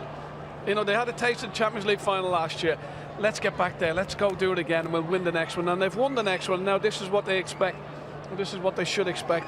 The crowds that are out here. I've been on a bus a few times going around the city, but you do not understand how many people are here along the Strand at this time. There's thousands upon thousands along the streets. It's unbelievable. There they are. They are waiting. They're waiting to see the trophy, and they're waiting to see the players. And one man who played a big part in that win over Tottenham last night is Alisson Becker, and he's with Pete. Alisson Becker has joined us just as this reaches its crescendo, really, into the city centre. This just gets more impressive as a sight, doesn't it? How impressed have you been by the Liverpool fans today? I have no words to explain, because I thought it was a great thing just winning the title, but when you are here, feeling these emotions of the people, of the supporters, this is bigger than seem it. Could you have dreamt of a better first season at Liverpool than the one that you've just had? When I come here, I come to win titles, so I dream with it. I don't know if I could imagine, but I work for it, and with my teammates we got it. We could win the Champions League, and it was nearly for the Premier League. We go for the next season. You must have been so delighted with your performance as well. Some really crucial saves last night. I'm happy to help my teammates, because this team deserve to win something big this season, because we made a great season on the Premier League and in the Champions League. So I put my heart on the pitch, and I give my best for my teammates to win the title and to bring the cup to Liverpool. And just finally, you become a Liverpool legend in season number 1. When anybody wins a Champions League, they're a legend forever with that club, and you're in that place now. No, I think we will become legend when it stop to play. I think we have more to do. We have more work to do. We have another season, and we want to win the Premier League for those supporters, because they deserve it. It's unbelievable that Liverpool never win the Premier League. It's an amazing club, big club, and we are in the right way, and we go for it. Well done, and thank you very much indeed for talking to us. Thank you. We will celebrate now. We celebrate now! Oh, they've been celebrating for quite some time already, Alisson. Don't you worry about that. What a fantastic first season it has been for the Brazilian in between the sticks for Liverpool. And from the Reds goalkeeper to what I'm sure is a very, very proud Reds captain, Jordan Henderson, with Pete. Watching from this point four, the whole of this trip so far, how impressive has this been today? Yeah, amazing. Absolutely amazing. We're looking forward to it straight after the party last night to get back. And I still think we've got the best to come in the city, so yeah, it's just amazing to come back with a trophy to show all the fans. You've lifted it probably about 1,000 times since last night, but what about for the first time? How did it feel? Yeah, it was an amazing feeling, one that I've dreamt of for a long time. So to finally do it was, it was an amazing moment that I'll never forget. But yeah, thoroughly deserved it, and all the lads are accredited themselves. Obviously a very emotional moment for you, but this looks quite emotional as well because of all the people that have got so many different stories to tell about being a Liverpool supporter over so many different generations. Yeah, I mean, there's so many different stories, the lads as well, you know, if you go through everybody, they've all got a story to tell. If you look at someone like Ox next to us now, he's been out for a long time, so for him to be here is so special. And now we're going to cut the interview because the big man said so. I don't want to be messing. I did the interviews, remember? The big man has spoken, Jordan. Congratulations. Thanks very much. Well, he joins a very illustrious list, doesn't he, Jordan Henderson, of Emlyn Hughes and Phil Thompson and Graham Souness and Steven Gerrard to have lifted the European Cup as the Liverpool captain. And that, Ronnie Whelan, is some company. Hell of a list, isn't it? Well, I'm delighted for Jordan Henderson. He's had his doubters over the last few years, but he's kept bouncing back and he's kept putting performances in. And I've said it before that sometimes as a player you get a lot of stick, but if the manager keeps picking you week in, week out, you're doing something right. And he's done a lot right this season. And Jason, to be frank, he's loved by the Liverpool manager. He's hugely respected by the England manager. So, as Ronnie said, he must be doing something not too bad. Mate, I love him. I think he's a fantastic person. I think he's a great player. I think the work he does sometimes goes unnoticed. Yeah, he has said he wants to play a more advanced role and play a more attacking role, and he's been given that opportunity and he's done really well when he's taken that chance. Yeah, I'm made up he's had this moment. He deserves it more than probably any of them, because like Ronnie said, he's had his knockers, he's had his critics, but he's answered back all the time. Well, it is Jordan Henderson's moment, and it is soon the moment for all these fans that have been waiting on the Strand, because the police cars, the ambulances are on their way, and that means that the bus is not too far behind. And the flags are flying right across our vantage point, right down from where you look here on this balcony. All you can see is red and white here to greet the new European champions, Liverpool, for a 6th time.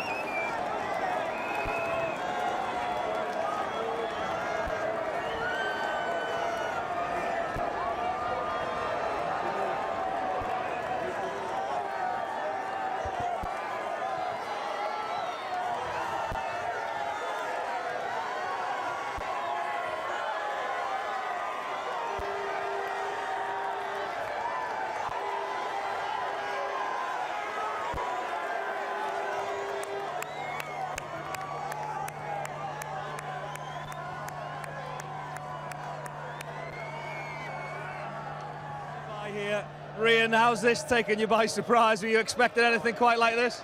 Nah, I knew like the parade was gonna be crazy, but I didn't think it was gonna be this crazy. The amount of fans that I've seen from the beginning to where I am right now, oh, crazy. Like, let's look, and we still got more to go. Like, I don't know, we started this at 4 o'clock. I don't even know the time now. We still got a long way to go. That's how much it shows that the city's together, and we just, they want us to do well, and right now the city's red. When you joined this brilliant club, this is what you wanted to see. Your dad's a Liverpool fan. He saw the great teams of the 80s, and hopefully this is our time now. Yeah, like, obviously I moved from Chelsea to Liverpool because I wanted to win trophies. I wanted to be with the first team and stuff, and look, you go win the Champions League, and look at the support that we have. Like, the city is amazing, and I'm so happy to be in this club. And to be there as well as part of the squad last night, warming up at a Champions League final. That must have been a great experience for you. Oh yeah, it was amazing. Like, just even sitting on the bench, not coming on. When the final whistle went, I couldn't hold my emotions, and I just went onto the bench. I wanted to celebrate with everyone. But nah, man, it's a great club. We got a great team at the moment, and let's just hope that next year we can do it again. Just show us your medal before we go. How special is that? Oh, it's amazing. Like, so Rian, so how many Liverpool appearances have you got? None. Oh, I've got 3. Okay, so if you ever want to come and have a chat, just give us a shout, yeah? All right. Fair enough. I will do. Former Liverpool winger Richie Partridge with the cameo. Rian, enjoy the rest of it. Top man.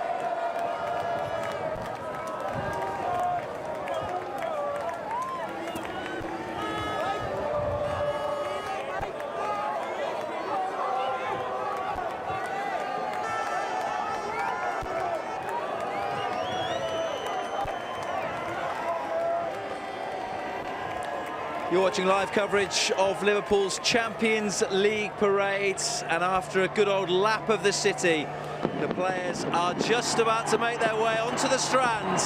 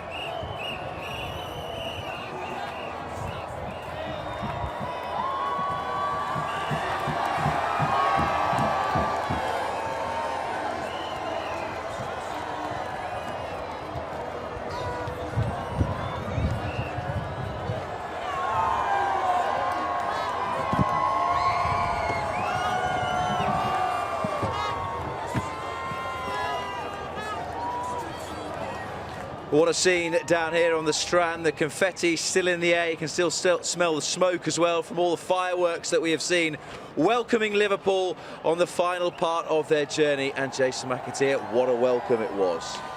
Well, if that doesn't get you, I don't know what does. I expected it to be good, but that was unbelievable. That was spectacular. I mean, again, the fans make it what it is, isn't it? The lads are fed off that energy, but the colour, the noise, the fireworks, it was a fitting welcome for a team that's done unbelievable.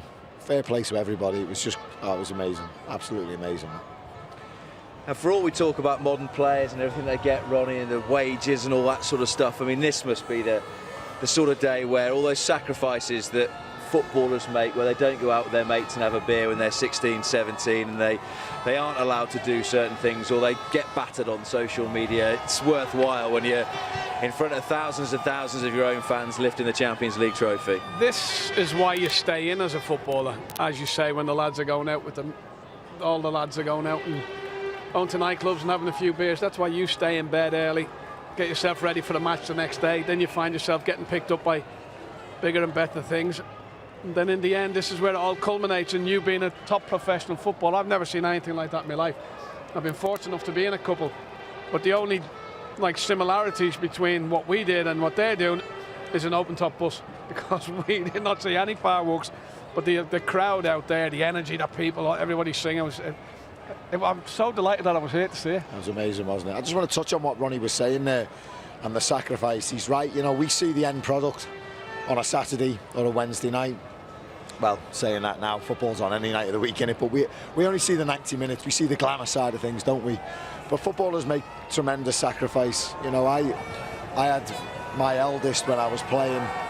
I've got young children since I haven't. And I realised how much I missed him growing up, because I was away with the national team. I was away playing every other week with Liverpool. You go away pre-season training. You actually missed your kids growing up at certain times. And you miss certain events. Christmas, Easter, you go out and drink, you can't eat Christmas dinner, you're in training, New Year's Day, you're playing. You know, there's tremendous sacrifice that footballers do go through, you know, when they're at the top. And you summed it up there, you know, this is their reward for stuff like that. You don't always get it. You know, I sacrificed as much as what them lads have done.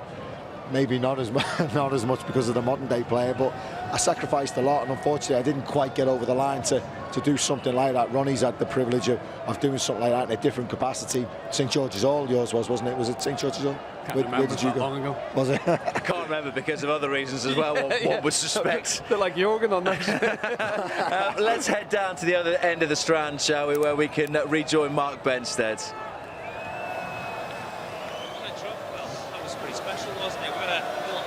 Soak in some of the atmosphere. We've had some time to see some of the scenes across the city. It's been quite incredible. I think that, Chris, was the combination of it all. It took the breath away.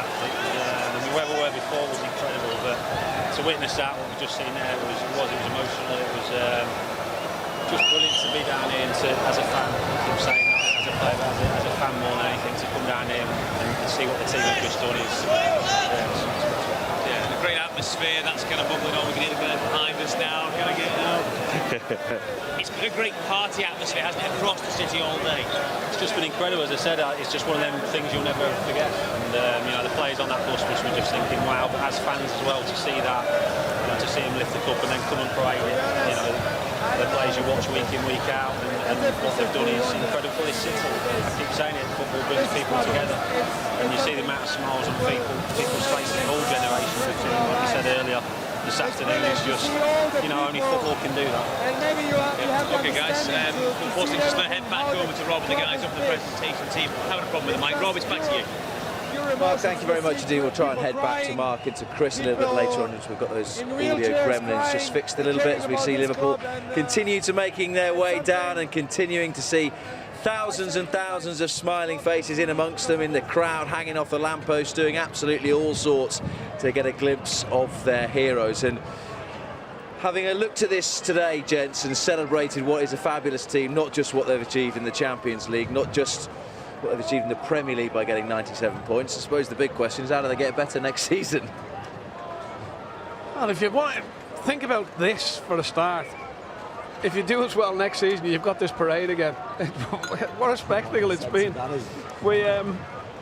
I think we still need to strengthen. We still need to get more players in, better players. It looks like someone will be leaving. If we get better in, it means if they're not going straight into the first team, your bench is stronger all the time.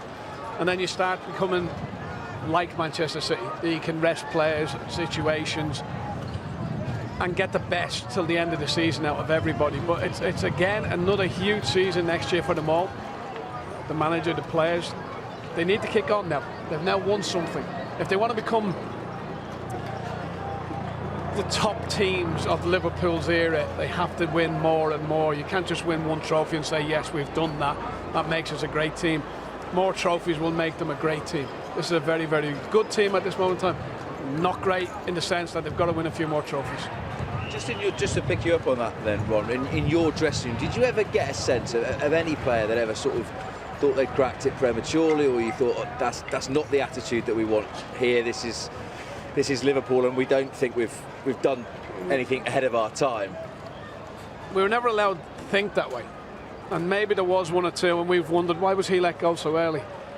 Maybe it was they were thinking, this is, I've made it now, I am top player, and they had a lot more work to do and they didn't get it done and then were let go. I think this manager again is like that if he feels anybody getting complacent of what they've done, it's time to move them out and go for the hungrier one again, coming in like this season and last season, and keep building on what he started. If he can build and build and build, he becomes one of the great managers. It's time for all this. The club are going in the right direction, have been for the last few years. Starting to pay off now, and hopefully it pays off more and more over the next year. More. I think if you look around Europe, I think you look at Bayern Munich, Juventus, you look at that Barcelona team that came to Anfield, they had 7 players over 30 years of age. Real Madrid, and you go into the Premier League, Manchester United, Arsenal, Chelsea, they're still rebuilding, they're still in transition, they're a long way away from Liverpool and Manchester City at the moment. So Liverpool need to capitalise on the foundations they laid since Jurgen's been. You know, they're at this point now where they're challenging. I look at them, you know, Alex Ferguson and Man United through the 90s, he got them to a point where every season he didn't have to make mass changes. He never brought 4 or 5 players in, he brought 1 or 2 in. You know, we're at that level now. You know, Ronnie's right, you've still got to evolve. You can't rest on your laurels and think they've won the Champions League, this team can go again. You've got to get better, you've got to get stronger. You've got to bring more players in. You've got to keep players hungry for positions. You've got to still frighten them. You've got to keep them, you know, on their toes. You know, a left back's got to come in. You know, you've got to keep Robert, for as good as he is, and arguably the best left back in Europe at the minute. He still needs competition for a place because that's what footballers need. They need drive. They need competition. Someone was asking that question the other day when someone used to come into your position. What did you feel? And you felt, there's a fight on my hands, but yeah, you do feel threatened, so you're going to fight your way out of it, and you'll do everything you can to sort of keep ahead of him. When behind you come, I'm like, what do I do?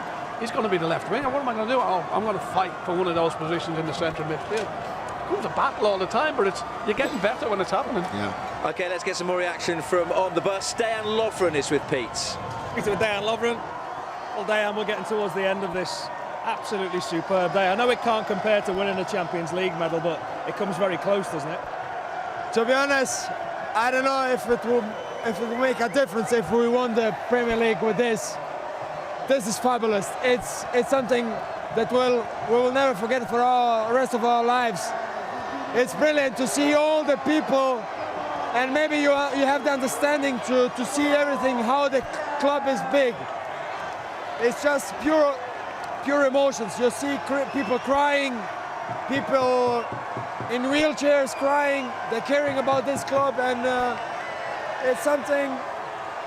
And I said many times, this club is unique because of this. You can see the desperation, and lots of them shouting words like "thank you" to you. I mean, you've changed their lives. This team has changed their lives this week. Yeah, especially when you look back what we did in the previous years. We lost, unfortunately, a couple of finals. But you know, all these people, they never stop believing in us. And this is how we turn to them. It's a gift to them, and they say thank you. So it's both ways. It's incredible. we've spoken to quite a few of the players, and they all kind of concur on the same point that this is just the start of this journey now, isn't it, for this great team? I think so, definitely. You know, I'm an old-timer already here, and I said it last year when we lost in the final of the Champions League. We will come back, and I said we came back. So I'm 100% sure we will only do again positive. You've talked about the finals that you've lost. Do you feel that made this team stronger? Sorry? Do you feel having lost those finals it made you stronger as a team? Yeah, sometimes you need to get down, you need to be knocked down to get up again, and it's about character, about emotions, about many things, and I think this team has everything. There's so many of the players who are here for the first season, they must think this is just the norm. This happens every year. I think they think it's normal every time. No, trust me, it's not normal. Dejan, enjoy the rest of the day. Thank you very much. Thank you. Well, I suppose the challenge, Ronnie, is for it to become normal, isn't it? Yes, that is the big challenge they face now. When you look back on all the big teams of Liverpool, they done something the next year. If it wasn't the league, it was the League Cup or something, the Champion, European Cup. They have to keep churning out trophies. You're not always going to win the Champions League. You're not always going to win the Premiership, but you can still keep churning out trophies. You can win FA Cups, you can win League Cups. Man City are doing it. Now it's time for Liverpool to step up to that level and try and win trophy after trophy after trophy. I agree with Ronnie. I think this could be the first of many. What I'm really glad about as well as I look at Jurgen Klopp, and we owe him a huge debt of gratitude for what he's done. You know, it's not just the players, it's his mastermind and how he wants to play, his philosophy, getting the right players, recruitment, spending the money. So it all plays into the picture. But if he'd have been here for another couple of seasons and hadn't won anything, would we have looked at him as a success? And that would have been disappointing for him to walk away, not won anything, and not think that, because for me he has. But football's judged on silverware now, isn't it? It's a harsh reality. Like, you know, that's how you get stats are big now, and it's silverware. And what did he win? You look at Jose. You know, he wins everything everywhere he goes. Doesn't he? Make sure he wins something, because it's a sign of success. You know, this man's gone and won the Champions League now. You can never take that away from him. He's won it for Liverpool Football Club, and like Rafa, he'll be looked at now as one of the greats. You know, up there, not up there with Paisley and Shankly yet, but he's got the opportunity to do it. I never thought Klopp was under pressure for his job at all before this. That's not what I'm saying. I'm just saying. I know you weren't, but I'm just saying he was starting to get looked at because of what the likes of Mourinho would say. You get into loads of finals, but you always lose, serial loser. And then if he had a loss last night, I think we probably all would have been looking and go, why does he keep getting to finals? And why doesn't he change it to play a different way? If he keeps losing, try something different. But he went with the same formation last night, but they've won it now.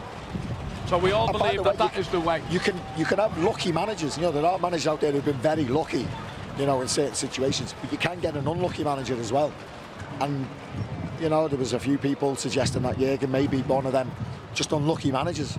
Having said that, though, do you think that would have exercised even a few demons in his own mind? I mean, I know he spoke about it in the press conference last night, that you got the sense that he felt it was a little bit of a monkey off his back to get that trophy with Liverpool. One of the journalists, I think he phrased it not very well, but he said, you know, we talked about you beforehand being a loser, now you're not a loser, you're a winner. And it's not as cut and dry as that in football, but it would have been a big sigh of relief at some point last night, or maybe over the next couple of weeks from him. I'm sure for him he'll sleep soundly tonight. Yeah. Not because of the alcohol, but because he's got the job done this time, isn't it? I'm sure he thinks to himself, what's going on?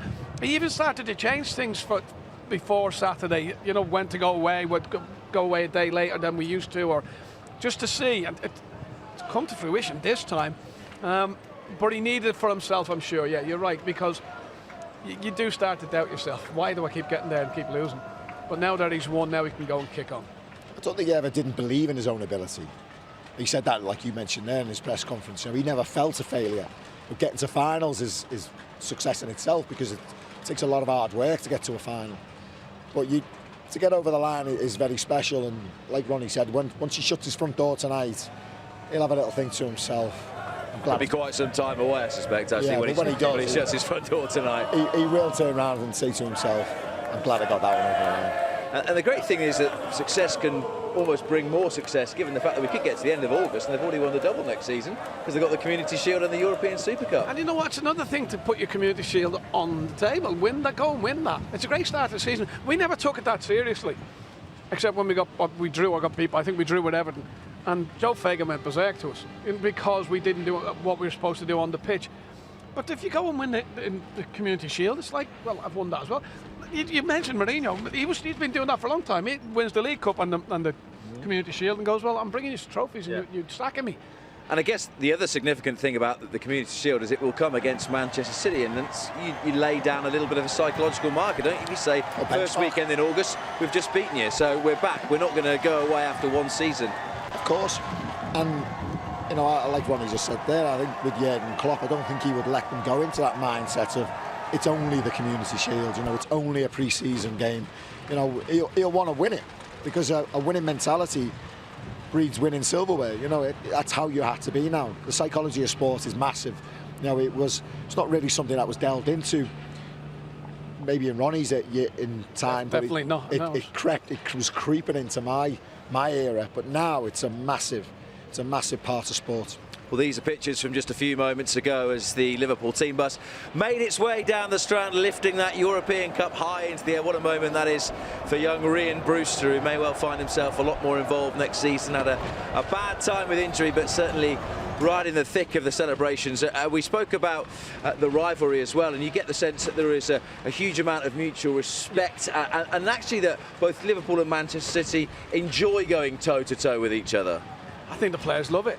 You know, Man United were up there in our day, or Everton were up there in our day, and this is the one. Now let's go and show them that we're above them, like Liverpool go play Man City. Let's check Community Shield. Let's lay down, as you say, let's lay down a marker, show that we're not here to mess about. We're here to stay, we're here to win more trophies, and we're going to fight you all the way again next year. Jurgen said Pep texted him last night. I don't know if he said text or rang. They spoke on the phone, They spoke, didn't they? You know, sometimes we're in this world of football as we want to show people, but being behind the scenes and knowing that there is a tremendous respect because they know how hard it is to manage at this level, you know, at any level, management. You know, it's a tough job these days, and it's a nice touch that Pep's rang him out of respect. You know, it doesn't mean anything. It doesn't mean like the mates, and the rivalry, of course, will be there, but it's a nice touch and to show the man's respect that he's rang Jurgen and he's just said, listen, well done, because that's not easy what you've done. Just a short time ago, just before the players made their way off the Strand, we got a little bit more reaction from the team bus. Peter McDowell now speaking, or a short time ago, I should say, speaking to Xherdan Shaqiri. Well, we've just dragged Xherdan Shaqiri off the back of the bus. I've never seen anybody celebrate quite like that. You're so engrossed in this moment. It's brilliant, isn't it? It feels amazing, I think. I didn't accept that so many people are here, so it's just amazing how the people love this club. You can see that, yeah, we just won an amazing title who you cannot win every day, so you have to celebrate and to enjoy the day with the fans, because it don't happen every day. So I'm very happy. I think you can see that everyone is very happy here. The fans, they're going crazy, and I just love the atmosphere here, and I will enjoy the whole time now here. Lots of the players didn't sleep at all last night, or maybe had an hour here and there, but everybody was flat this morning. But it's like now you're ready to play another game. You're so full of energy. To be honest, I slept only 2 hours, but it felt like I didn't sleep at all. So we are still full of power. Obviously, if you win a title like this, is just amazing. I could celebrate 1 week, is no problem, without sleeping.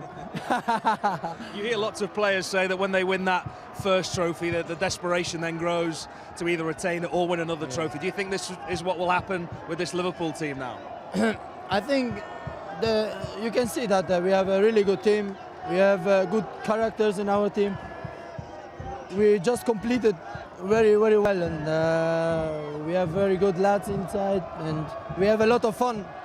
That's also very important if you work all day, every day together, and yeah, you can see that on the pitch after how good we play together, and yeah, if you are a good team and when you are all together, then you can achieve a lot of things. And that happened this year with us. Obviously, we were very sad that we didn't win the Premier League, but I'm very happy that we won the biggest football title in Europe, and so I'm very pleased for the club, for the people here, for the players, because for me it's the second time I won this title, and I know how it is to win this title. It's just amazing, and I think that the players feel it now, how it is, because I think you're gonna feel afterwards how big this title is.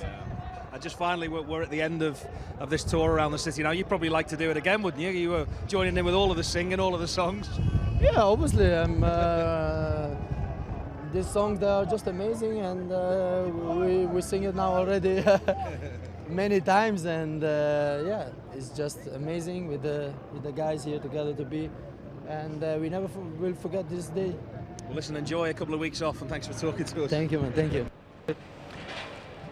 Well, Pete says there, enjoy a couple of weeks off, but for Xherdan Shaqiri, he's got a game in 3 days, the Nations League semi-final against Portugal, and then of course England play the Netherlands just a day after that, which is, I imagine, pretty tough for those players to get themselves back into a zone of playing international football, particularly a fairly competitive fixture.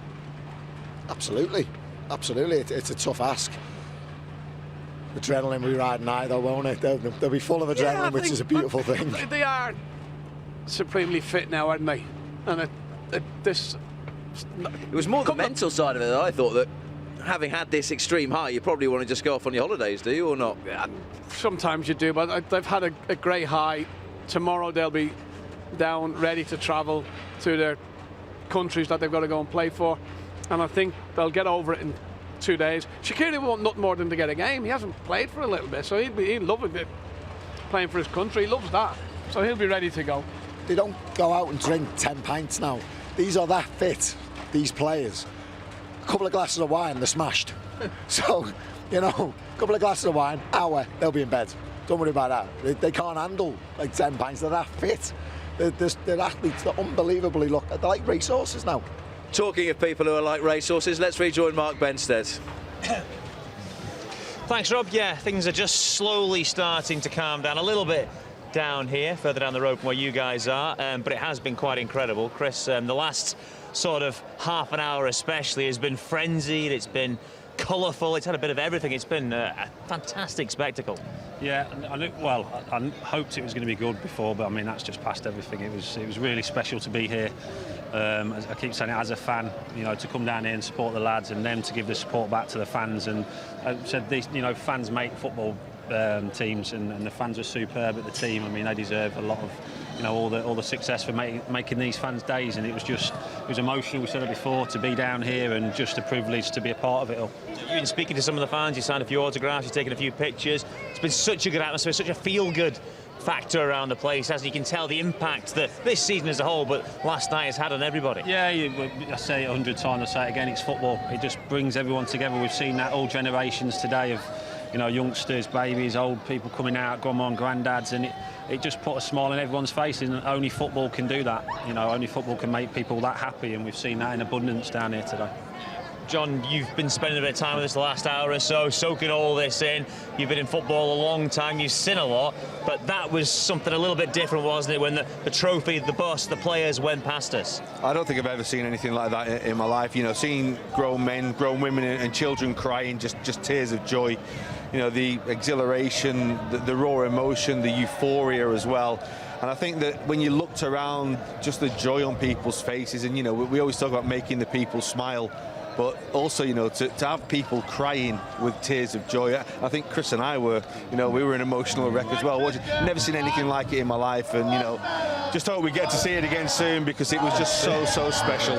Well, you see, this is the kind of thing we've been having over the last little while, a bit of spontaneous singing just on and off through the course of the day, and that's the kind of feel of the place, isn't it? People just, every so often it kicks off like it is now. Just so happy. I mean, there's so many people still around there. Town will be Well, you've seen what Town's like already, so yeah, Town will be bouncing again tonight, and rightly so as well. These fans deserve everything, and it's all because of this that footballers do it for. Okay, great stuff, guys. Yeah, we'll let you get on and enjoy the rest of the evening. Yeah, it's been quite a scene down here, quite an atmosphere, and it's continuing, and I expect it will continue long into the night. Rob, back to you. Mark, thank you very much indeed. The final few gates and all that sort of stuff being picked up and carried away behind us, but as Mark said, the party will continue, and so it should, Ronnie, for an extraordinary achievement from this team.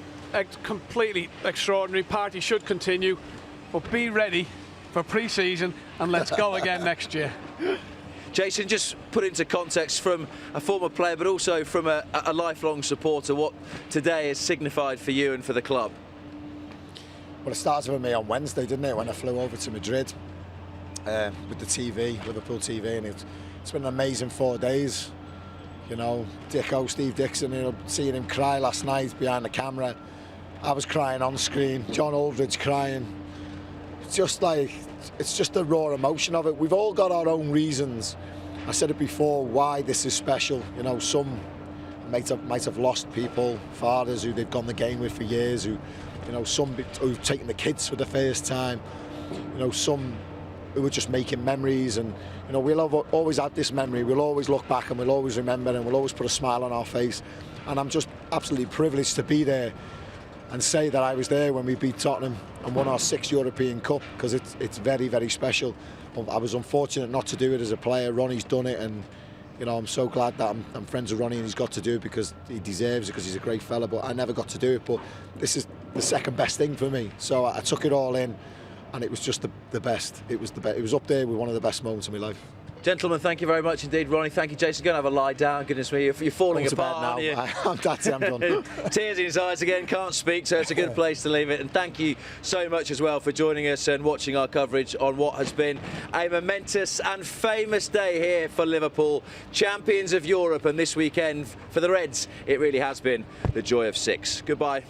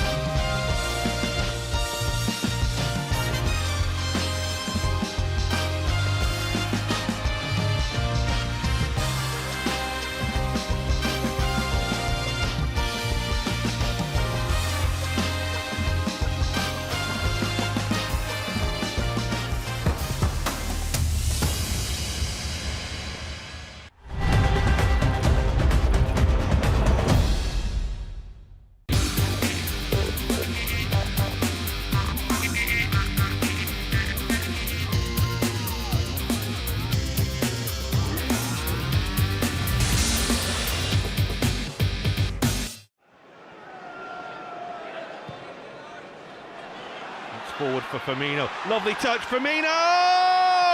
And it's Salah for Liverpool! They've done it again, they've come from behind, and Mo Salah has a debut goal in the Premier League. Can Arsenal get themselves a lift? Joel Matip away. Oh, Bellerin's lost it, and here is Mohamed Salah, and he has support as well. This time, can he do it? He's got the big chance, he's got the big goal, and Arsenal are being put to sleep by Liverpool here. Nobody's going to catch Mo Salah from this distance. It's one-on-one with the goalkeeper. Can he handle the situation? You bet he can. Emre Can forward looking for the run of Salah. It's a really good run by Salah, and Salah's shot! Liverpool are level almost immediately, and Mo Salah, who just loves playing at Anfield, has scored here again. Moreno, pass was a little behind him. That's Coutinho for Salah. Oh, that's brilliant! Mo Salah's header from Coutinho's excellent cross, and Liverpool find the back of the net. Alexander-Arnold and Salah. Oh, it's brilliant! What a finish! But who else than Mo Salah to find a way through? Mane, he sees an open expanse of turf to run into, and here's Salah, touch, shot, outstanding goal by Mohamed Salah. Sadio Mane does exceptionally well to make the break, but it's all about the quality of the finish. It's given away, and here's Salah. Oh, what a goal! Special from Salah once again. He waited, he picked his moment, he picked his spot. 1-0 to Liverpool. That's still break from Mane here, and Salah is there. Oh, what a goal! Mohamed Salah, even when he doesn't start, he comes on and scores. And he's just wrapped this one up for Liverpool with a scintillating volley. Milner's made a run in behind here, and Milner's header. Sturridge is there. Oh, here's Salah, and Mohamed Salah, he's got his goal. And Liverpool have got 7. Record-breaking Liverpool are just simply irresistible. Here's Salah, and still Salah. Oh, Mohamed Salah! How about that on your Merseyside derby debut? Beat 1, beat 2, and picked out the top corner, and picked out a goal from the very top draw. Oxlade-Chamberlain, Salah goes in behind Daniels again. Daniels trying to stay with him, he can't. Salah still going, Salah! Well, he's tried, and he's tried again, and finally he's got his reward, and he's got his 20th Liverpool goal, and it's come before Christmas. The man is simply a goal-scoring monster. Firmino. Oh, Arsenal's players had all run the other way. Salah can go on his own here. Close down quickly now. There's the shot, there's the goal. Mohamed Salah scored again, and Arsenal at 6s and 7s at the back, and you just don't give him that sort of chance in front of goal. Emre Can didn't really have anywhere to go there and did well. And on towards Salah, and still Mo Salah, and there it is! Liverpool have their equaliser. He had to stay calm, he had to stay patient, but he kept his composure. Touched by Milner. Salah rolled his man. Salah for Liverpool. Goal for Liverpool. They've turned the game on its head. And Mohamed Salah really is Liverpool's man of 2017. That's a ball that will be off for Mane to chase. Ederson will come. He's not got it. And this is Salah. And Mohamed Salah! He's made it 4! What a finish! As the ball comes back to Ederson when he clears this ball, and that finish is